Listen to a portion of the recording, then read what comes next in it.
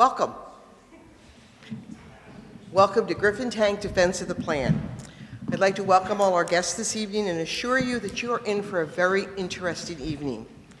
I want to thank the business faculty and administration for all their assistance, as well as our folks from the Chestnut Hill Business Association. Could not have done it without you.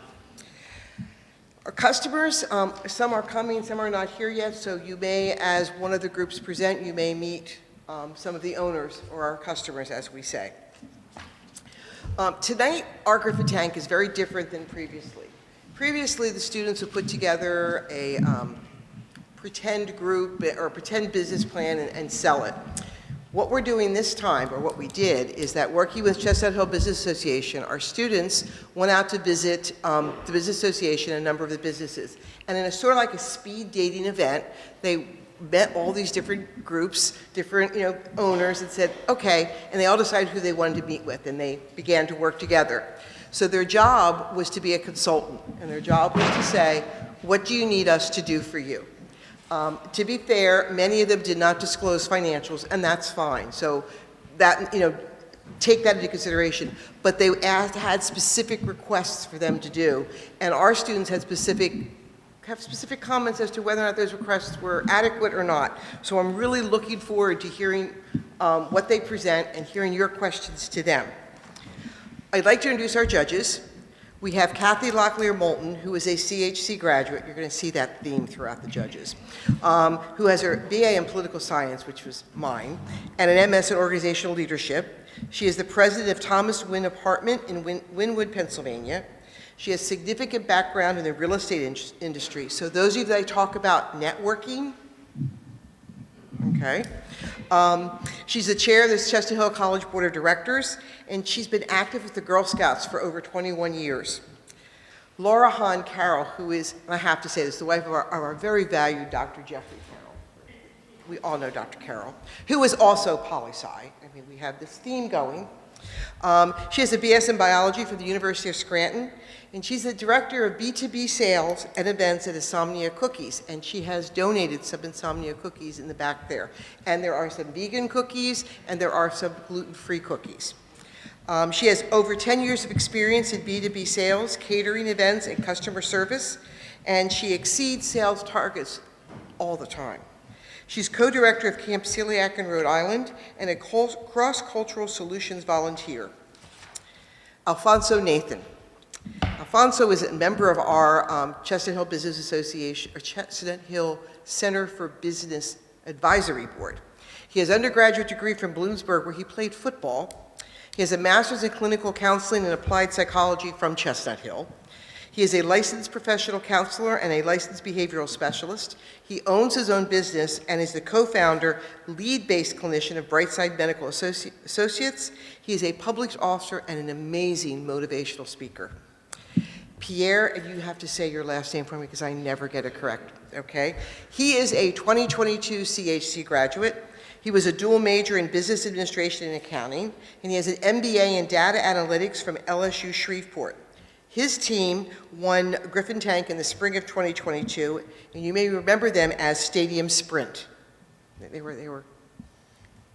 not looking at me like they remember Pierre. He is currently employed as a senior treasury settlement analyst at Fiserv. We have David Smidling, another CHC graduate, who has a BS in business administration and management and finance concentration. He's an account manager for Client Service Associate for the Fairman Group Family Office, which is a personal wealth management family office. Finance, those interested in finance, network, just keep talking about it. He's also an avid golfer. Lastly, we have a representative from the Griffin's Nest, which was the spring 2023 group that was funded by the Griffin Tank funding. And representing the group is Colby Seneca, who is a 2023 accounting major with a concentration in finance, and he's a tax analyst and global tax management. Very impressive individuals. So you guys better watch out with the questions you're going to get. So to begin, let me start with our first group. It is Bank and Surf with Lloyd Anthony McLaughlin and Marlon Rose. It's all yours.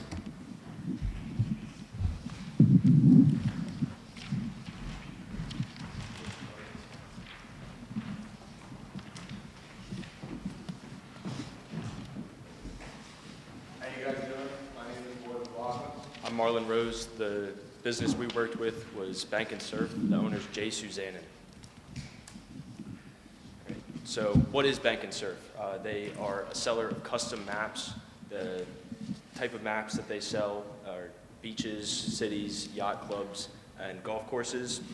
They're mostly high-end maps. They offer a variety, and there's a ton of personalization options, so you can really make it your own map. This is their mission statement. I'm not going to read the whole thing, but if you want to read it, you can. Basically, they have a dedication to the story behind each person's, experience in life. So if you have an anniversary or any special occasion that occurred, these maps try and capture that specific event in someone's life through a special and kind of unique way. So the industry analysis, Bank and Surf is part of the art industry, which over the next 10 years is not projected to do very well, so it's a tough industry to be a part of. They make very unique maps, and it's different from most maps, especially the competition, because they have very high customization things, and you can do almost whatever you want with these things. And the best times for them to be sold are during the warmer months, because that's when people go on vacation. I want to highlight some of their favorite vacation trips, etc. Right, so they're located, their brick and mortar location is in the heart of Chestnut Hill on Germantown Avenue, which is the main road in Chestnut Hill. It's optimal for foot traffic. They have, the area is full of lots of small businesses, and they'll get tons of people coming in every day just asking questions and looking through their products. It's also, the area has a lot of local parks and things like that, so it's very family friendly, and it's great for weekend shopping trips and just casual browsing around. Their online presence, as you can see in the picture right here, that's their website. It's currently under construction, so they're doing a lot of modifications. The main goal of that is, the owner, Jay, wants a connection straight from Google. So if you search a map for like Avalon or something like that, you'll have it pop up on the Google shopping list, and it takes you directly to the Avalon map. And with the product page, he wants to connect the business's goals and ideas to it. So right now, if you click on any of these products, it kind of gives like a brief overview of them, but it doesn't really give the value that Jay wants to add to these products and really show why they're worth the price that you pay for them. So basically what the modifications are upgrading the website and product pages. Great. So the current staff for Jay is he has 2 employees. One is an assistant and one is a part-time web designer. And I think that's sort of a problem just with the small business. The assistant does like some of the busy work, but I just don't think he has enough workers there to really help him. That's why in the long term, I think this business would be really successful. But currently right now, he doesn't have enough guys to fully do the job. And more personnel, the employees we think he should have is a marketer and the assistant. Like I said about the assistant, it's just there's too many things for him to possibly do. It's such a tough market to be in. So if he has more employees, it'll help speed up the process a lot. And he's kind of behind when it comes to marketing because he's just not, I would say, technologically sound with like the social medias and stuff like that. So that's why we said in the training it would be with Instagram and Shopify. He used to have a presence on Shopify, but it just got outdated and stopped paying for it. And his Instagram is just really outdated. And like I said, on the salaries, it would be the marketer we would give about $45,000 yearly. The assistant would give about $35,000. One other thing I want to add about the Instagram and Facebook is that the Instagram does have a shop. So I guess you're all probably familiar with how Instagram added a marketplace, and Facebook has one similarly, where instead of going to a website, you can directly view and purchase items through the social media platform. And the Instagram does have one of those. It's kind of hard to use through that. He does also have a link to the website. The Facebook does not have any marketplace set up, so I think that'll be a good thing for him to add in the future, is a Facebook marketplace for people who enjoy shopping through Facebook.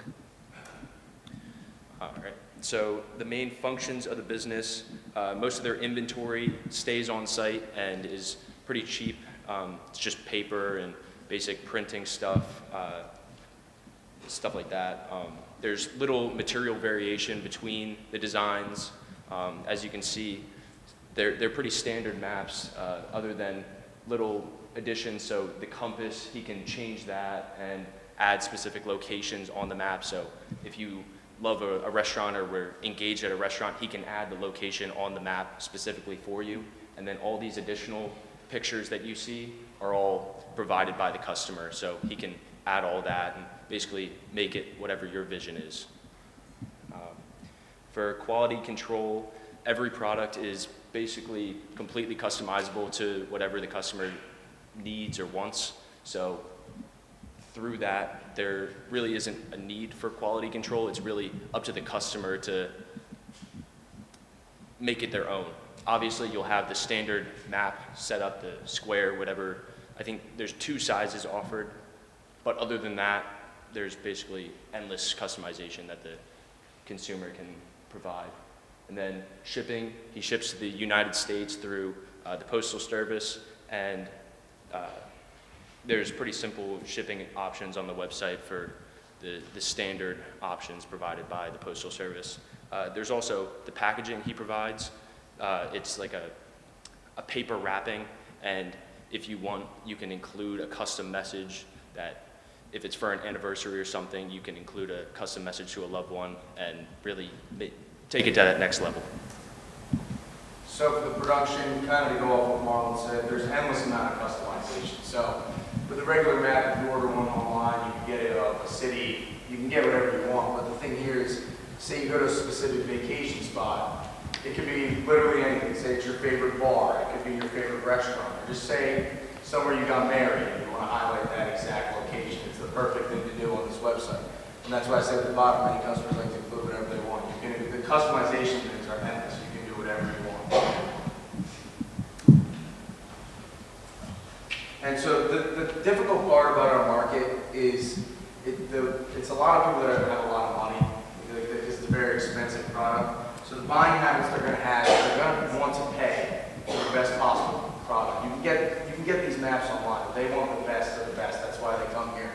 Like I say in the factories here, personal value, customization, and the buying process is tailored to the customer. Right. So the target market, as Lloyd said, is wealthier buyers. Jay specifically said that his average consumer is part of a household bringing in $150,000 or more annually. Most customers are women, age 35 and older, usually looking for an anniversary present, or if their husband or a loved one likes golfing, they'll usually get their club that they belong to or something along those lines. So it's a pretty small market size based on the price. I think starting price for these maps are $350, and that's without any customization. The reason for this is because of the quality. So the market loves that the quality is at that higher level, and he really puts in a lot of care into the personalization with each map. Also, the reason for the price is because Bank & Surf can only take on a small workload with their small amount of employees. So having that high price range really makes it worth the time to put in this individual effort that Jay puts in with every map that he creates. So the location, so this is a breakdown of statistics on Chestnut Hill for the brick and mortar location. So there's a population provided by the U.S. Census of 2020 of 6,000, just over 6,000 people, 48% female, 70% are 30 plus years old. So based on those numbers, about 1/3 of the local population fits into the target market for this product. Also, there's 2,417 households, which 66% make over $100,000 a year, and 19 make over $200,000 a year. They didn't have a breakdown of the $150,000 that Jay kind of said was his target market of 150 plus a year. So we kind of calculated that there's around 1,100 households in the area that are able to buy this based on their income every year. So the local market, there is a comfortable local market for Bank and Surf to operate within. So the market trends and opportunities, we surveyed a small pool of people, and most people requested additional information. And I talked to Professor Brazillo, and she talked about, I think it was called Pine Haven with Cole Morris, and he's a student here at Chestnut Hill, and I talked to his family about buying these maps. And Pine Haven's like a trailer park down by the shore, and he said that he thought it was a great idea, his whole family thought it was a great idea, and he, just from talking with the people there, he said he thinks a lot of people would buy it there. And another one of my friends, Andrew, has the same thing, trailer park in Ocean View. His family was actually planning on buying one pretty soon, and he said a lot of people there just really love the idea. Because down there, the area is filled with money, and they think it's the perfect, they would love a map of these areas, because they go there every year, and they just love it. And the main competition, the ones that we found online, is Golf Blueprints and Ballpark Blueprints. They're both extremely cheaper, not as much customization. For Golf Blueprints, they're printed instead of hand-drawn, like Jay's maps, and the web store is very easy to access. And with Ballpark Blueprints, same thing, cheaper. The thing that they have that has the advantage is they have things like t-shirts, blankets, pillow, anything, like almost anything you can think of like that. And it's just more variety in general. Right, so the marketing strategy that we came up with, the objectives are to reach different audiences. So we want him to expand where he's offering these products to. So get into golf clubs down the Jersey Shore, the local trailer parks, and advertise through social media and really expand the brand to different shops. We did also, Jay wanted us to, in the future, talk about expansion into other places actually selling the map. So if you go down to like a mom and pop store down the shore, they would either have the base maps that you can buy from the website, or he'll have his contact information next to it, and you can call him or email him about getting a customized map as well. The other part of our objectives for marketing strategy were to expand the number of products offered. So basically get into the markets that the competition are already in, so the wall art and sweatshirts, but add on top of that the amount of customization for an additional price. So kind of get that mid-tier, whereas that isn't being tapped into right now. Okay. So with this product, there's great opportunity basically through expansion on social media, through the local area, and just getting more publicity and brand recognition out there. We could see Bank and Surf really taking off and becoming a $1 million company. I think like with the level of care that he puts into each product and the customization that he offers that no one else offers in the market, there's a great market that could be tapped into if he really gets into it. And like he said, the competitive advantage, the customization aspects really give Jay that advantage. But the difficult part of it, or I wouldn't say as much of an advantage, is that these big name companies have, they're going to get their product out there more easier than he is, just because he has the lack of employees. But like he said, the more employees that we bring in, it could really be a great product and a great company. One of the areas that we really found that he needed help with was the social media. I think within the past year, he's maybe posted 4 times on Instagram, and in a competitive market, that's just not going to cut it. Like to keep a consistent amount of people viewing your product and really keeping it in the back of their head that these are always available during the holidays and things like that. So just having extra hands on deck to make a post every once in a while, or take pictures, or talk to the locals about these products, like, is really going to expand the brand, and I think expansion is just what he needs. And with the e-commerce, we talked about it before, just the website is not, it's well put together, it's just really difficult to maneuver through. He's got the web designer currently working on it, but it seems like he's been working really slow. If he gets that going, the business could really get going. Yeah. That's all we have. If you guys have any questions?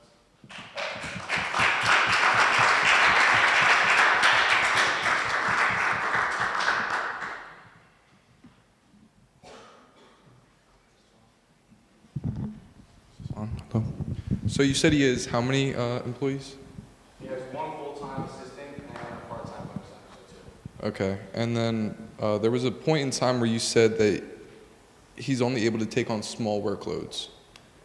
Yeah, with only having himself and the other assistant employee, like, it's hard to keep up with, if there were to be more buyers, I think it would be very difficult for him to keep up with the level of orders coming in, and he might fall behind with those orders, so that's what we were. And compared to the competition, like the online website that we were talking about, theirs are printed and Jay's are hand drawn. So if he had maybe a couple other artists that could help hand draw, it would help. That's the question I was about to ask. Instead of having, I like the idea of a public figure to get out there and expand on social media, but dealing with your workload and not being able to successfully, deliver your product to a multitude of customers, I think definitely looking into artists to come in and obviously, love the brand, love the idea of drawing maps and kind of tweak their quality of those maps is one of the biggest steps I think you should bring up to him. I think an assistant's another great idea, but definitely looking into artists, that would be a big step. First, I want to say, I know it's very difficult being the first ones up, so, kudos to you guys, a couple questions. What's the quality of the material that this individual has that's making this amount of the map so much money? So, like, what's the quality? What makes it, so expensive? I would say specifically because, like, on the competition's website, you can get these maps that are pretty basic. Like, you can, he said with Avalon, you can look up a map of Avalon and get anywhere. Yeah. The difference is with his, it's a slower business, like he said, being hand-drawn. Yeah. But you can put anything you want on, and that's what makes it such a quality product. Okay, so the reason why it's more money because he's drawing it, but not the quality of the material or anything like that. Yeah. Okay. I think it's mostly about the personal value that the customer Okay. can get. So my question is, what happens if, God forbid, he falls down and hurts his hand? Is his business done? That's why we think he needs, the artist is a great idea. There's more employees in general would be able to keep it going. Yeah, because if it pops on TikTok, right, and he has about 300 orders, how long does it take for him to create one map? What's long? What does that mean? I think he said it takes him a couple of days per map. Couple days? Okay. Like, what's a couple? Like 3 days, 5 days, 2 days? 2 to 3 days. All right, and how long does it take for him to ship it out? He just said it was standard postal service, so like. So he however used the long post that- office? Yeah. He Okay. just takes it. Not super quick. All right, so are the consumers paying for the posted, like the shipping and handling, right? Free shipping, okay. All right, so it's probably gonna take about a week at least to do so. Okay, all right. The concept, there's some things to it. How long has he been doing this business for? At least 6 years so- it's been open. So he keeps some good data, He goes right? on and off, though. He has another business called Palladio, which is where Okay. we visited in the city of Chestnut Hill. Okay. It's a frame shop. All right. And so he's on and off, but he's not too consistent. All right, because I was say if he has enough data, then that's valuable. With seeing which stores or restaurants that a lot of people are going to, I'm looking at some partnerships, with some bigger companies than just him. Maybe some partnership with a vacation club or so. I don't know. But yeah, he definitely needs to get online, and he'll need some extra help. I mean, I don't think it'd be a bad idea for him to even outsource, some of this, this work. Just say it's quality work, but doesn't, just to save time and money. Amazon, Shopify.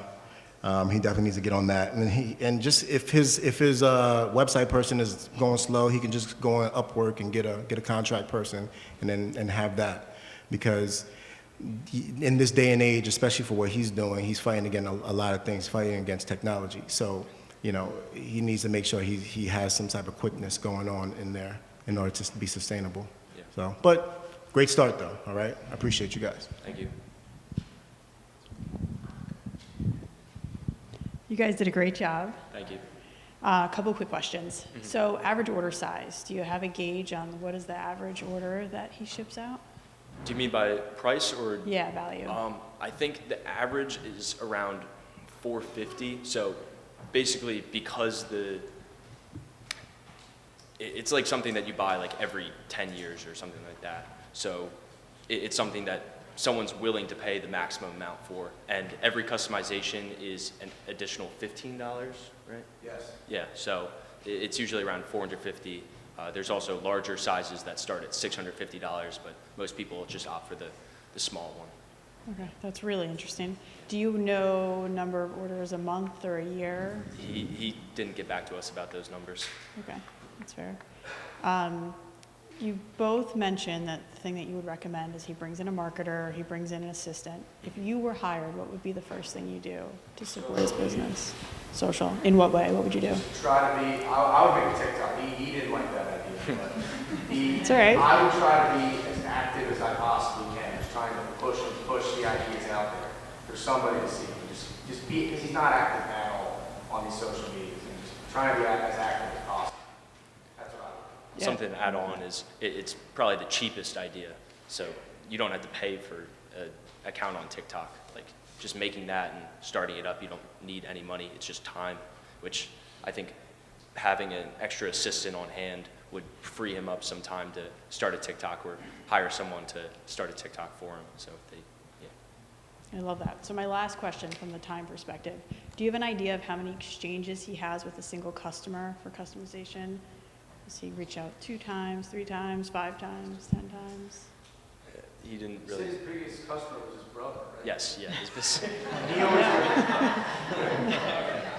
he said he's always buying Macs all the time. So All right, that's interesting. It sounds like there's a lot of efficiencies that I think could speed up the process, potentially lower the Yeah. price, yeah. save him some time. Thank you. Great job, guys. I know it's tough being up here in front of your peers and people that you've never met until tonight, so congratulations. I take it that Jay didn't let you look at his financials. No, he didn't. Okay, totally fair. But I was concerned in your brief, you talked about how he's a small business, he works off of commission. So could he afford reasonably $80,000 and 2 new people? I think yes, I would say, because he does have the frame business in the city of Chestnut Hill. And when we went and visited there were people walking in every 10, 15 minutes. So it seemed from what we observed that he makes a decent living there. And he always showed us pictures on the Instagram, him on this vacation, him on that vacation. Doesn't mean he's doing great, but I do think he's comfortable and would be able to do that. Okay. Just food for thought, you might want to consider in your business proposal to offer an alternative. Because if we don't know what somebody's financials are, you don't want to make assumptions. And you could kill the deal. You're asking for his trust if you don't provide some levels. Also, going back to the idea of scale, if he's a small shop and it takes a week, as Alfonso teased out, to produce a single work of art, if you went on TikTok and made it big and had 1,000 orders in a week, that could put him out of business. So you might want to consider offering something to help him scale to meet that sudden demand. That's it for me right now. I know you guys mentioned that, he's getting a lot of business. Did he say anything about how his backlog looked for the year? He didn't talk to us about that. No, he didn't talk about it. Because if you guys are saying he needs more people to do more work, but if he's not, having orders on backlog for the year or not, then what's the point, And there's 2 full-time employees. I think the assistant's making 10K less than a full-time employee. So I mean, what is the assistant really doing to be making that close in salary range? So we discussed in our business plan that we wrote that it would just be like, say you could go to a local event where you could advertise the map. It would just be someone to do, not busy work, but be able to travel and go to stores, try to get in those stores, just so like him and Jay could both do it, just so it's not a giant workload on just Jay. So I feel like a full-time assistant would be able to do things like that. I think adding on to that, like just getting in contact with him was always difficult. So it's obvious that he doesn't have a lot of time on his hands managing the two businesses. So just having someone, if it's part-time or full-time, just an extra hand, like he have more time to. I mean, going off that, I think his biggest issue is I don't think he's that invested into the business. I think where he's trying to do two things at once, where this business might be what could get him over the top, but he's doing both and not really invested into this one where, if you own a business, it shouldn't be a reason why someone couldn't reach you, especially when you're first starting out where you don't have the employees to, answer calls, check emails and things like that. If you can't do that, what happens when the business grows big and you have 1,000 people reaching out, they want this, they want that. It's going to take 2 years for you to respond to me. So at that point, I'm going to your competitor down the street and get it.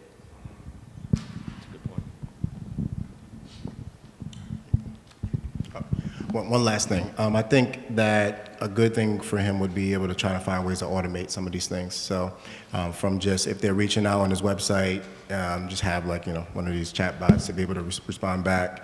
And that can allow him to cut costs without having to put a salary for you're not getting any really money back from these individuals. So, you can automate those things and he can save a lot of money on that piece. And still, even with his making of the maps, I say he could still contract that out and still get a good profit on that and still utilize his other business. So have him do that.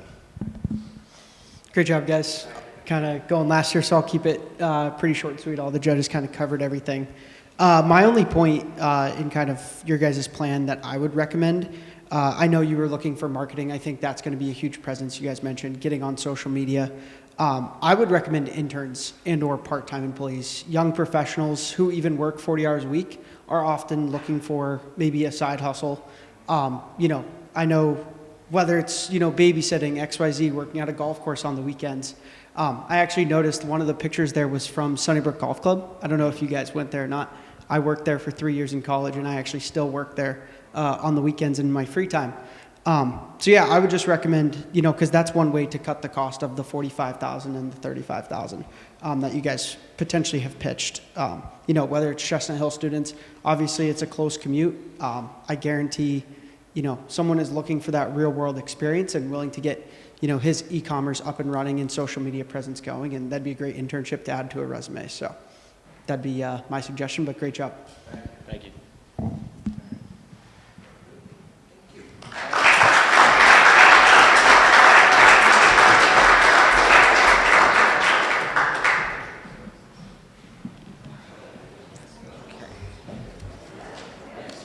Our second group is, there is pizza back there. When you want your salads, let me know and I'll bring them over to you. There's cookies and there's water.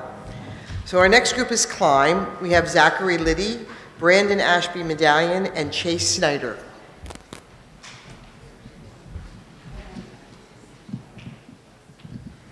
Oh, good. All right, hi everybody. We have Climb Health and Wellness. The owners are Jesse Fields and Amy Kemp. They couldn't make it tonight, but I believe they're joining in on the Zoom. So. Located right down the street, 3 minutes in a area. Kind of works well with the job. So we're obviously going to get into what they do and what their business is, but it's a very unique and very retro look at healthcare. So we're excited to talk about it. Just a quick introduction. I'm Chase Snyder. I'm Zachary Liddy. I'm Brandon Medallion. We all play on the lacrosse team here, so when we were coming into the business meeting, we were kind of hoping we could find something sports related, and we found something along those lines, and we're excited to talk about it. So what we're going to cover today, we're going to talk about the executive summary of what Climb is and what they do and kind of what they offer. what we did for Climb and our plans for them for the future. The market evaluation and research on their company and kind of their competition and who they're competing with. A SWOT analysis, a look into their financials, and then some closing talks. So. All right, so getting into what Climb actually is they're a primary care that is redefining the healthcare system. They're a membership-based business, and they offer primary care, mental care, physical therapy, nutritional and fitness classes, and yeah, they're membership-based. They have all different kinds of memberships that we will cover later in our presentation. So what are some of the goals of Climb? They provide a very personal approach to the healthcare system. Numerous individuals have encountered substandard treatment or delays in receiving timely care. Climb's business model mitigates those problems by providing a close connection to your doctor and offering the flexibility to schedule whatever time you'd like to see or be with your provider. Yeah, and they provide all of the healthcare needs that you would ever need in one monthly payment that you just pay whenever you'd like. To piggyback off that, kind of into how they bridge the gaps in healthcare. Obviously, we've all been to our primary care doctors, and many places you go in, your doctor will tell you, hey, maybe you need to exercise more. Climb takes that the next step. They offer you the classes in-house, the classes to exercise, and to do the things that they're recommending. Let's say you go somewhere and you're dealing with some mental health stuff, and they tell you, hey, we're going to diagnose you with anxiety. Here's a psychiatrist that we're going to prescribe you to. Climb doesn't do that. Climb prescribes you in-house, across the hall, to Amy, where you're going to go, and she's going to work with you and do the treatment for your mental health stuff. So they do the diagnosis and the treatment.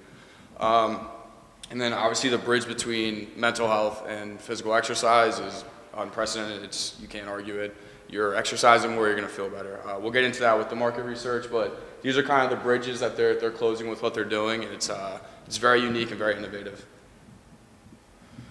So to get into the market evaluation, like I've said and like we've said, what they do is very unique. So they don't really have any competitors. I would say CrossFit. We all know what CrossFit is their only competitor because CrossFit's entering into telemedicine, which is a very raw market.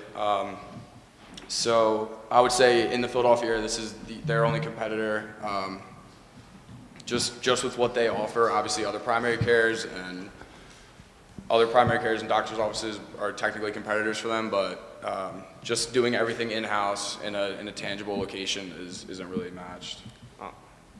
Yeah, so I believe that this really gives Climb an opportunity to succeed in their market. They have an original idea, and they are in a wealthy area, being in the Plymouth Meeting area. So they definitely have people that could afford their monthly subscription, and it will, with our business plan, I think that they could succeed pretty well.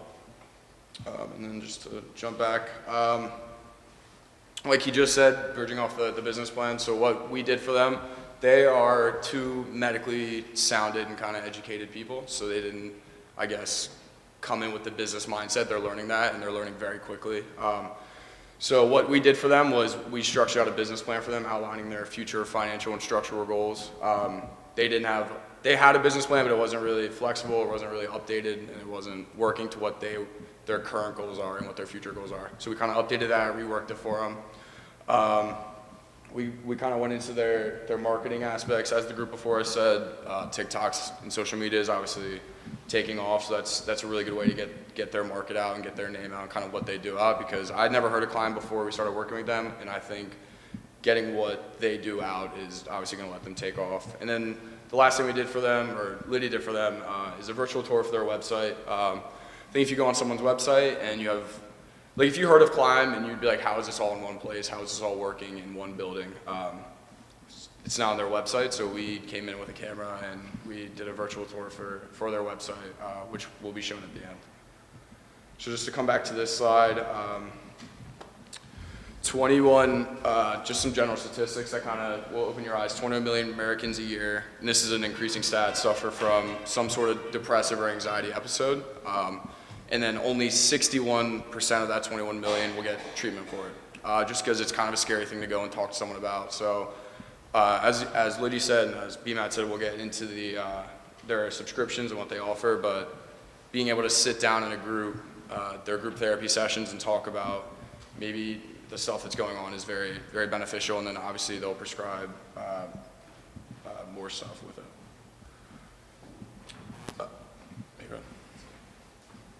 So just to get into their finances, they gave us everything, but we're not gonna obviously we're gonna be confidential with it because it's very sensitive. It's kind of their money, so we're not gonna get too much into it. But just to touch on it, they did very well in their first year, and they're having continued success this year in their second year. They have a lot of cash on hand.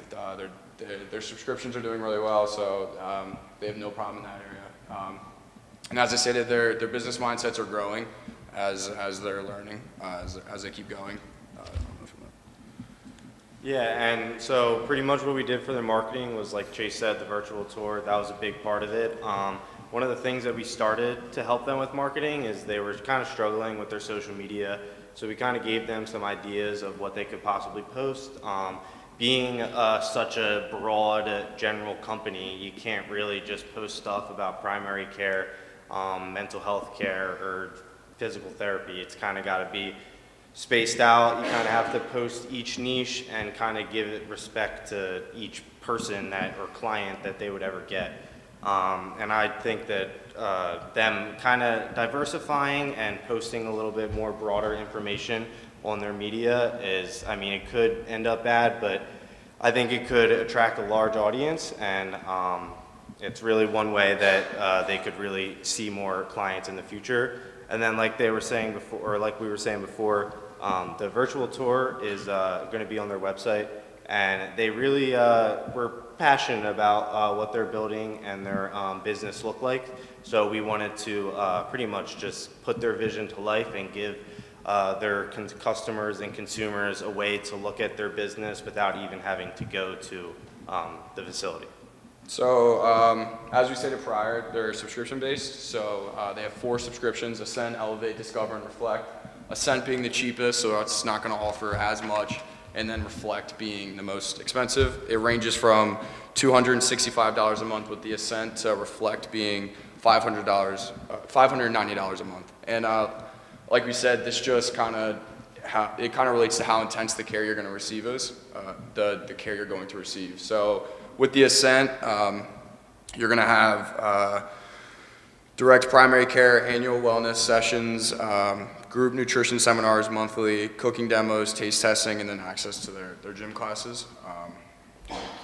Yeah, so each membership includes, I think there's 3 or 4 base items, and that is the direct primary care, the annual wellness session, the group seminar, and the cooking and cooking and testing dinners. But yeah, each one of those comes with it, and then like he was saying, it's kind of all depends on how much you get with your subscription, and each one kind of has a different focus. So Ascend's kind of just like a base package. It's like the primary care and really a couple other things that comes with it. And then if you get into the other ones, those are more focused on the primary care and mental wellness. So it's kind of like a direct primary care, but then it also focuses a lot on mental health.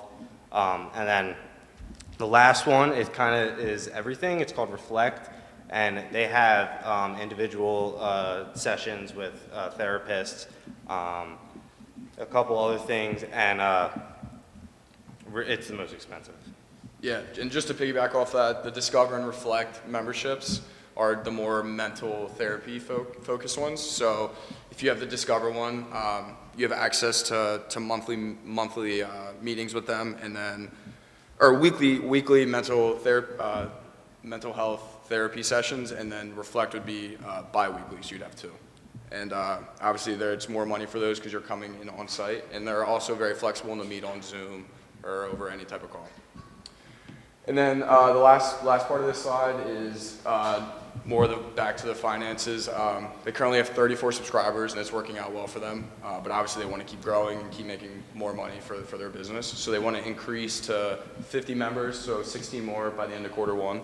So we're hoping the virtual tour on their site and more of a marketing focus with what they're doing will bring this in. And I know that they are going to stick around and work with the spring group that comes in. So the spring group can help kind of keep this going and kind of build on what we weren't able to get to. My turn. So to like slowly start to go into the like the SWOT analysis of it all, their biggest strength is just their overall uniqueness. Like we said before, I think the closest thing to it is probably CrossFit, and that really doesn't have anything to do.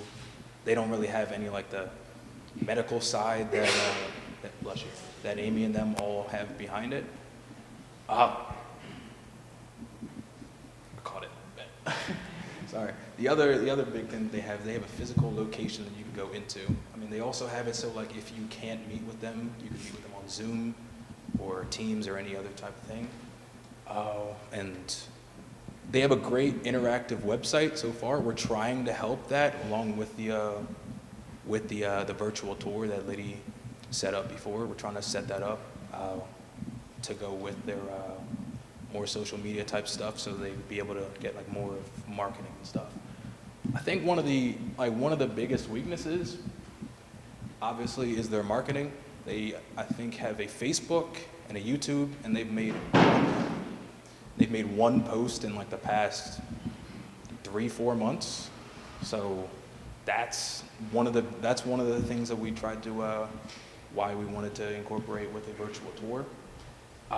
And although it was a strength, the uniqueness, going into it like uncharted territory, like there's not really anything else to like base themselves off of, to compare off of. So it's kind of going in blind, but off the first year, they kind of ran through it and they did very well. One of their opportunities is expansion, like obviously reiterating, not too much like them. A lot of free real estate in like Philly. One of the other things we were thinking, that we kind of tossed an idea at them, was like maybe trying to like affiliate with like a school or a team or something, just so they can like also help get their name out of there. And like with threats, not really any, if like that many. The biggest threat is like going like just go off the stool with just the marketing and just like growing their brand overall, which I guess really isn't too much of a threat as much as it is like an opportunity to just grow overall. Cool. And the last thing we'll show you guys is the virtual tour we did for them, or that Liddy did for them. Liddy's very good with that.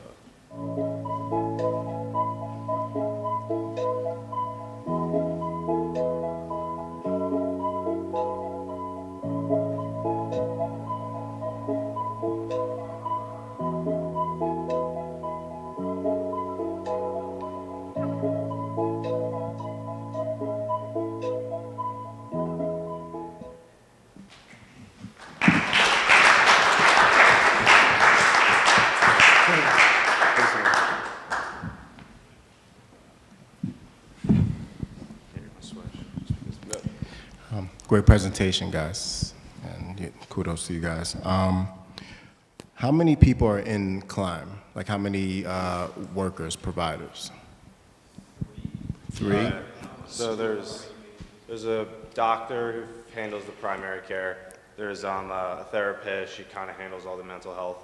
And then there's also like a personal trainer that kind of handles all of the, what's it called? You know, the exercise and nutrition that she kind of follows and keeps up with. Okay, so the doctor, what's the doctor's specialty? Is it a general practitioner? Yes, she's an MD. And then there's Amy is the therapy focus. And then they also have 2 nutritionists that they work with. All right, that will so give you nutrition. Okay, so they have a MD therapist. Is a therapist licensed? Yes. Okay, a licensed therapist, an MD, two nutritionists, and a physical therapist. Okay, sounds like a bad joke, right? Okay, and there's no insurance or so, right? It's just strictly. No, they don't work with insurance, so everything's through the subscription, what they offer, and then if you're prescribed medicine, if it's not covered through the subscription per se, then yeah, you're gonna have to pay for it. But it's covered under the subscription base, right? If they prescribe you medicine to your local drugstore, you're gonna have to go and you have to pay for it. So there's the $265 a month. All I saw was $265 a month and $590 a month. What was the other two? The other two, $360 and $480. Okay, 480. All right. And are all these individuals, the practitioners, are they all full-time? the dietitians are not full-time. The dietitians are in 2 days a week, and then the physical therapist is also in 2 days a week. All right, so they're 1099. So the only ones that are full-time is the primary doctor and the therapist, right? Yes. Okay. All right. Now, I love this model because this is actually a model that a lot of the healthcare industry is going to. So you're absolutely correct. It's a collaborative care model. So this company is actually going to be, what a lot of healthcare facilities are looking to push for, which is great.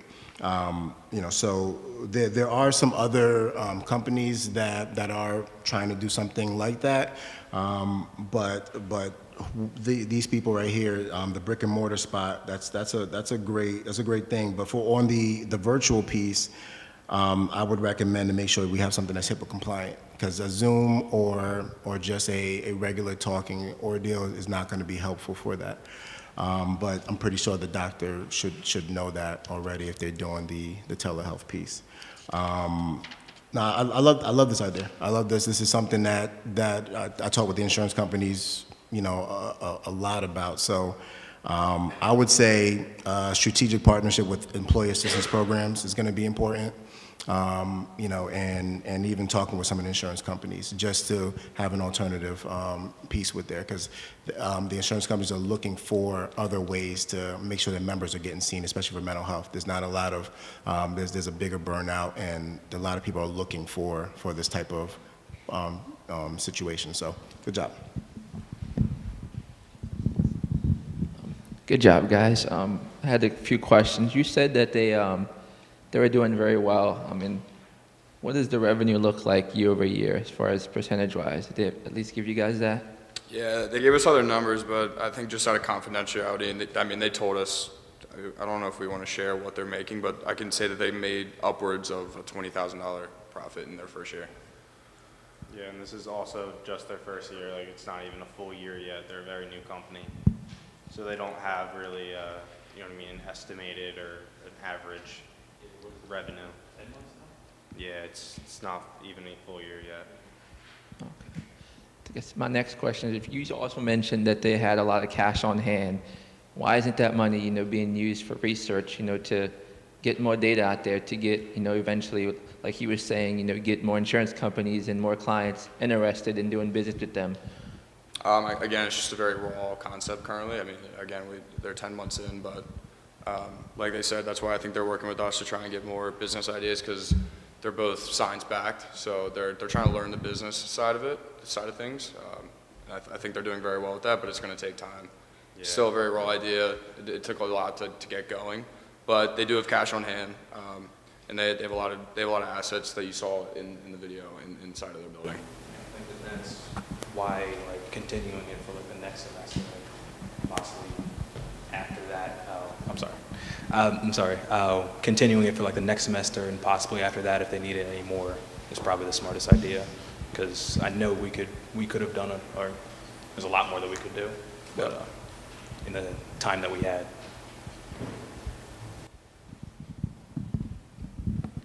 You guys did a great job. That video was awesome. I'm sure that'll help grow their business. So not going into the numbers, but you said that they had tremendous growth year one, year two. And then for Q1, they were expecting 16 new members. Is that correct? They're not expecting. That's their goal. That's why. That's their goal. Yeah, that's their goal with them, with changing how they're doing marketing, and obviously getting that virtual tour maybe can attract a couple more eyes. But that's not expected. That's their goal. Okay. That was the goal that they outlined for us. Do you know what they got for Q4, Q3 for this year? I do not. I don't know. We don't know the exact number of clients that they got, but we know a general estimate. And I think it's 50 members right now that they. 34 currently, and then 50 is the goal. Yeah. They didn't line up what of that 34 subscribed with each kind of membership. Sure. But they have 34 currently, and their goal at the end of Q1 would be 50. Do you know what their capacity is? Like, what can they fit in their space? I mean, I believe they're very flexible. It's just what they can fit in their schedule. I know that they were working us in on a day's notice into like a Zoom meeting or getting us on site. So I think they can handle, obviously, the 50 that they're hoping to get. So when I did the virtual tour, it consisted of that kitchen or dining area, and then it's the gym, which is pretty large and has a good amount of equipment. I'd say at least for 10 to 20 people, you probably fit like a whole class in there. And then I showed one patient room, but I think there's 3 others as well. So there's 4 offices for patients. And then the therapy room is the only therapy room. But there's a lot of people in there. You can fit group sessions. I think the only problem they would have with getting more clients is the workload, kind of like what you guys were talking about the last business. They only have a couple employees, so if they did grow exponentially, they would definitely have to hire more employees. But I think their facility and business could take more people. I just think that some hiring needs to be done, or they need to figure out like a good schedule to kind of fit everybody in. It's just still so raw, and obviously they're still figuring it out. And but 50 they said they could handle, and that's their goal. So from the growth perspective, I think you guys all touched upon marketing on social, Facebook, those types of avenues, but this sounds really hyper-local. You're not going to attract people from 30, 40 miles away to come and enjoy this type of facility. Have you considered networking with local events, local exposure, wellness groups, Chamber of Commerce, hosting events in this space to bring people in the community out there to see what they have to offer? That was the other thing that they told us before. They've went to, I think, 2 events so far just to try to like bring people in. I don't know how many specifically from the events they got, but we're just, yeah, I think it was 2 events that they went to so far. Yeah, I think they're Just trying to just branch out still some working on their marketing. I know we worked the Queens of Prussia 5K, and I know maybe just getting their sign up. Like when we're setting up for that, we're hanging up signs for an hour, maybe just getting their sign up for that. Just getting like a pair of eyes on that and saying, what is Climb? Kind of going to their site and learning about it. But again, they're learning. They're learning quick. They're very smart people. They're awesome. So I think they're adapting very quick to what they do. But we did touch on in the SWAT, expanding is something I think that they could definitely successfully do, but it's just still new and raw.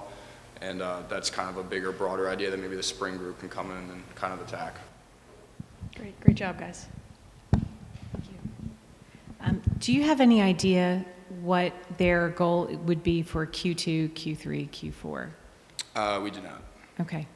And sort of following up on what Laura was saying, social media is great when you have a product to offer, but when your product is yourself or your space, local is the key. So don't forget those old school things like the local events. And Chestnut Hill is super specialized as a community in hosting local events. The ICE Festival is coming up. That would help them reach their Q1 goal. And have you considered anything like an open house, an old school, bring people in from the neighborhood to their space? I think BMAT said it, but they have been hosting like seminars and kind of like information sessions. It's just getting people to that information session. Great. So that's why we were saying the social media, kind of just get their name out. Because I personally, I've gone to school here for the last 4 years and I hadn't heard of them. And they're right down the road. So it's just getting the name out, I think, is the biggest thing. And then maybe, but yeah, like you just said, having maybe like a little a gazebo set up or something set up to where they're sitting at a table and people are coming up and they're informing them what they offer. Okay, thank you. Great job, guys. Actually, there's 2 more things. Sorry, I just came up. We have to look at how long are people keeping the subscriptions. That's going to be a big ordeal to look at since they're smaller. Since they just started up, it's 10 months. As time goes on, we're going to see like, okay, the average person, are they keeping it for 5 months? Are they keeping it for a year? Because that's going to be very helpful for how you guys market out as well. And then payroll is going to be a big thing because as you guys grow, as they grow, you know, these specialists are very expensive. So as you're growing, you're going to get quality individuals and that can tap into the profit of that. So just have that in your mindset. Great job, guys. Yeah, I mean, kind of going clean up here again. But regardless, my biggest thing I would kind of ask too, I was curious, do they have bios on the website, particularly for the doctor, the physical therapist, and the trainers? Do you guys know? Okay. There's a whole page just about them too. Awesome. Okay. Yeah, I was definitely going to recommend that. I would even say the virtual tour was great. I would even say a virtual interview with each of them would be a great thing to add to the website too, just to kind of expand and let people know what they're doing kind of on a day-to-day basis. But other than that, great job. Yeah, great job, guys. It's been a while since I've seen you. Really, with all the other judges, they hit a lot of great points. My biggest thing is definitely the insurance on prescription. Insurance companies are always looking to, cover their consumers. So, figuring out some way to get out there, talk to insurance companies, figure out some way to, in the end, save your customers a little bit of money at the end of the day. I think that's your biggest thing. Yeah, you're dealing with a lot of health, but at the end of the day, it's what's coming out of their pocket. So, really, I think the other judges covered a lot of topics, so I'm just gonna say great job. And do they have any like non-clinical workers, like medical assistants, or just like staff? I don't believe so, not yet. Because what's going to happen is as they get in more people, more volumes, these things called prior authorizations are going to start popping up, and they need some people to be able to go and deal with that. What prior auths are is you send something to the pharmacy, and they're like, the insurance company's like, no, I'm not going to pay for your Zoloft. We need to see why we have to be able to do so, and then they send it back, and it's a back and forth, and those things are time consuming, especially if you are a practitioner. So they're going to need some non-clinical staff to be able to deal with just the paperwork of these type of things. So as they grow, it's going to be a big issue. That's it.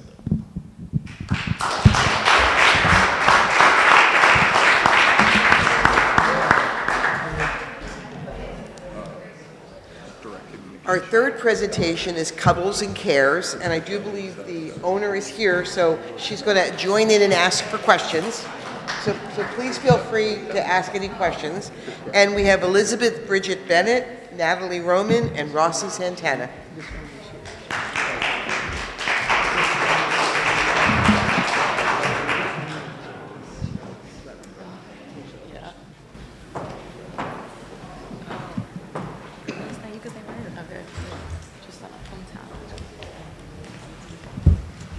Good evening, everybody. Our business that we partnered with this senior seminar presentation is Cuddles and Care. Thank you, Marlo, for attending. But we'll just jump right in. So a little company summary is that Cuddles Care is a daycare facility that provides high-quality care and early childhood education services for children from 14 months old to 5 years old. We offer a safe and nurturing environment, ensuring that families have peace of mind knowing that their children are in capable hands. Cuddles and Care was founded in March of 1992. In July of 1999, Marlo King took over of Cuddles and Care Corporation as the owner. So some of the services that we offer are early childhood education. This is where we provide age-appropriate educational programs designed to stimulate cognitive, social, emotional development. And then for our toddler programs, we do activities and play-based learning to support the development of language and social skills. We also make sure we incorporate outdoor play and physical activity, giving the children an opportunity to engage in physical exercise. And then we have our enrichment classes, which is where we have people from the community come in and teach things to the children, such as chess, music, and art. And then we also make sure that we're super flexible with scheduling, just to make sure that we're accommodating for all the parents, varying their work schedules and family needs. For our mission and vision statement, I'm going to just summarize it because it's very long and they're also very similar. Education environment that promotes development of young minds, spark curiosity and ignite creativity, and instill a love for learning in every child. We nurture social, emotional, and cognitive and physical growth in a safe, supportive setting. is a beacon of excellence in early childhood education, providing a solid foundation that prepares children to become confident, responsible, and compassionate lifelong learners. So our target audience is working parents, single parents, and new families, just people that need around-the-clock care and are looking for early childhood education for their children. For the competition, there's two big, broad establishments. One of the main ones is Children of America in Chestnut Hill, which they also have programs for 6-year-old and 12-year-old, which is a different step than our establishment. They from Monday to Friday from 6 a.m. to 6 p.m., which ours goes up to 7 p.m. And they also have infant, toddler, preschool, kindergarten, summer camp, enrichment programs, and I couldn't find really no financial analysis, but however, I did find that on a summary, they had like $250 a week. And then for Child Space Daycare Center, it's infant to preschool, Head Start to 3 to 5, and after school care from kindergarten to 5th grade. The monthly rates for the 5 days a week for infant is about $1,680. In their website, they also provided for all the financial that you can for monthly, weekly, and even daily. But for Child of America, I couldn't really find on their website any finances, payment, anything, to be honest. But their website also provide a lot of resources and their curriculum, while Child Space Center is more simple, but provide all the necessary information that is needed. Oops, sorry. The business is located in 7707 Germantown, Philadelphia, and here are some pictures of the daycare. That's just like the outside. There's like a little patio like right off the daycare, which they do a lot of like the physical activities in. And then that's just like what one of the classrooms look like. Unique value. Kurosen Care differentiates itself by providing individualized care and a strong foundation for lifelong learning. By offering nurturing and stimulating environment, the center aims to development of each child. This unique value can attract parents seeking quality education and personalized care for their children. For the demand for the product, ever since COVID-19, everybody was staying home. Childcare was not necessary. But now, since there's a lot of job forces getting their job work, it's up demand. So early childhood growing, a recognition of importance and early childhood education in fostering child development. And another one is population growth and demographic shift, especially in the area of Chestnut Hill. There's a lot of young workers, and they got to get their kids safe. And infant and toddler care, the demand for specialized infant and toddler care remains consistent on a high. So we're licensed by the Office of Child Development and Early Learning, and we make sure that we follow all the regulations, and there's a copy of the certificate of compliance posted in the daycare, and then we also follow, we receive Keystone Stars, and a Keystone Star is basically just a tool for families to see the quality of learning for the early learning education programs, and we have 4 out of 5 stars. And then, so the industry analysis. So daycare industry is a significant contributor to the early childhood education programs. In the US, the industry has experienced growth due to the workforce and parents seeking early education, and there will just always be a need for daycares, especially with working parents, single mothers, single fathers, and new families that are looking to get back to work and want a daycare place. The curriculum. The creative curriculum is used as our curriculum on each age-appropriate age level. Toddlers, preschools, and pre-K are encouraged to explore, exercise the environment to enhance their cognitive, social, emotional, and language, and fine growth motor skills of play. Toddlers learn by a lot of hand-on materials, and preschool will learn by hands-on and begin to learn their writing skills and language skills. Pre-kindergarten children are also begin early kindergarten development. Our goal is to help children become independent, self-confident, and great learners. Market demand. The demand for daycare services is expected to grow at a steady rate due to the rising number of dual-income families and single working parents. According to a report by IBIS World, the daycare industry is expected to generate $54.3 billion in revenue by 2023, which is a lucrative market. So the competitive advantage, by focusing on a child overall development, the centers can stand out from competitors which prioritize solely educational purposes, a strong customer base, and maintain a positive reputation. Marketing strategy. Our marketing strategy is designed to increase enrollment, building brand awareness, establish our center as a trusted partner in early childhood education. Our goal is to effectively communicate the value of our program to parents and caregivers, differentiate our service from competitors, and ultimately drive demand for their care offering. And then just some of the marketing strategy continued. So some of the strategies that we'll be implementing is the brand positioning and messaging. So we're gonna make sure we position our daycare as a place where children can grow and learn while also emphasizing the qualifications and dedications of our employees. We'll also, the next two are like digital marketing and social media, which kind of go together. Just making sure that our website's up to date, we are posting engaging content, that we have easy access to the pricing and the contact info. We're posting regularly for parents to see and making sure that the information is easy to find. And then just like community partnerships, like making sure we're building those relationships with local businesses and schools to increase the awareness of our daycare. And then this was just kind of like if we had to create like a social media account, we chose Instagram, what their account handle would be, like a little bio, and then just like different posts to make. Like you could post the daily activities, the nutritious meals that they're eating, and just things like that. For the financial analysis, I came up with like what will be a best like pricing.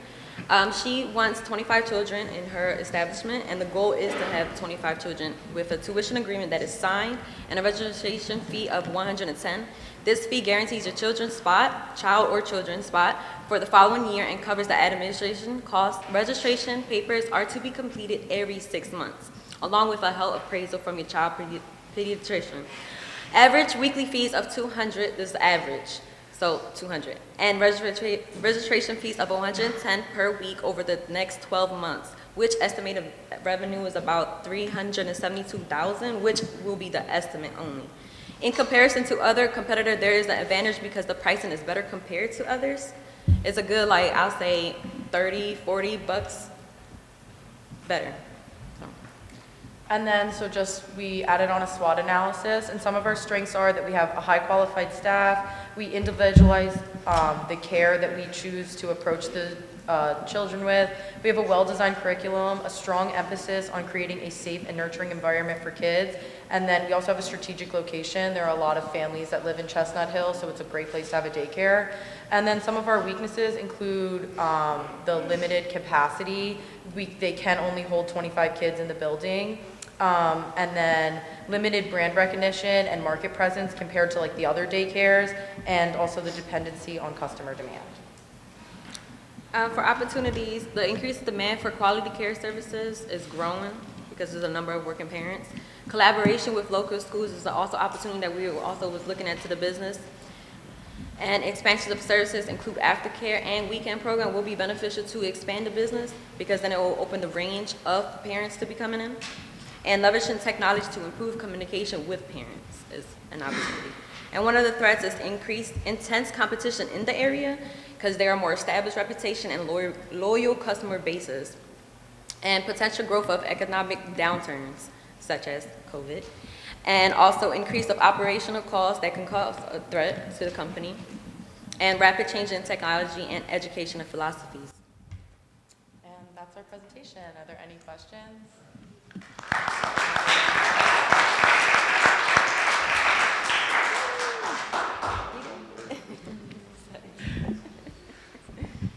Great job, ladies. Thank you. Of course. Just a few questions. How many employees do you currently have on? 5. 5. So the ratio that you're looking to have is Well, 1 so to it 5. depends on like the age of the kid. So if it's 27 months or younger, you have to have a 6-to-1 ratio, and then if their age is 3 to 5, it's a 10-to-1 ratio. Okay. And for your fees, I don't know if you still have the presentation up. If you were to go back to your price breakdown. So it's a $110 registration fee, right off the bat to hold your child's spot. Now you also have it's $200 weekly and then $110 per week over the next 12 months in registration fees. What's the breakdown if I were to come in and say I want my child to be here for the entire year? What is the price that you would hand me What was the question? for an entire year of membership into?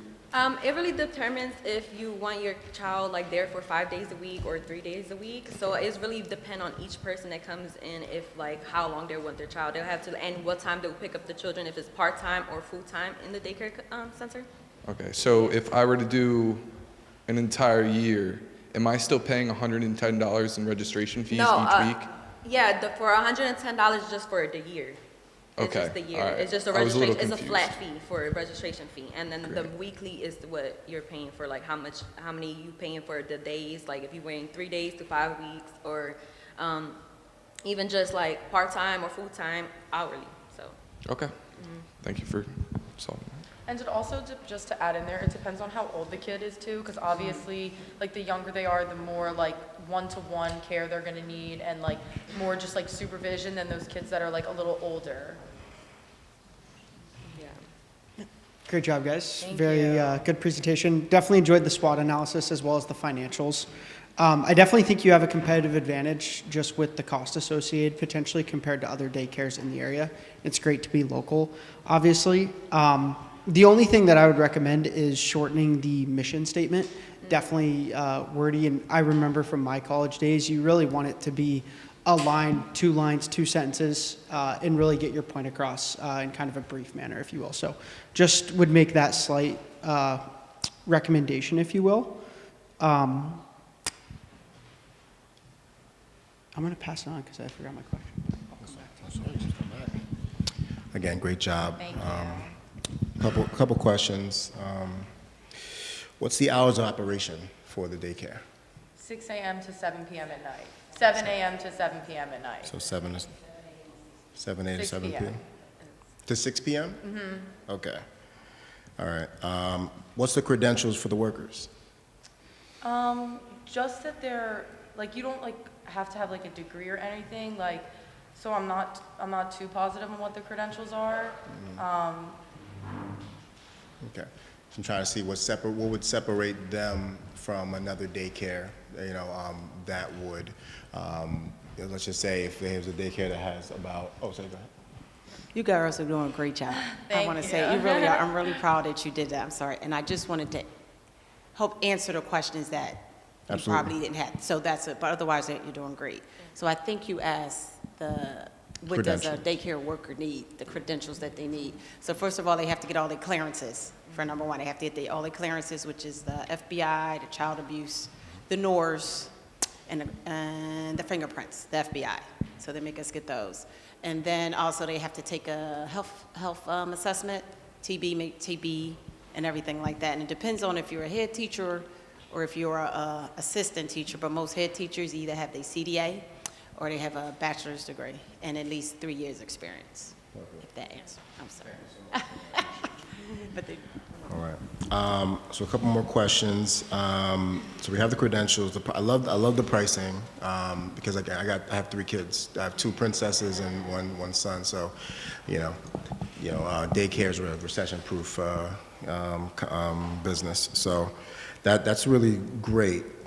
Question for food.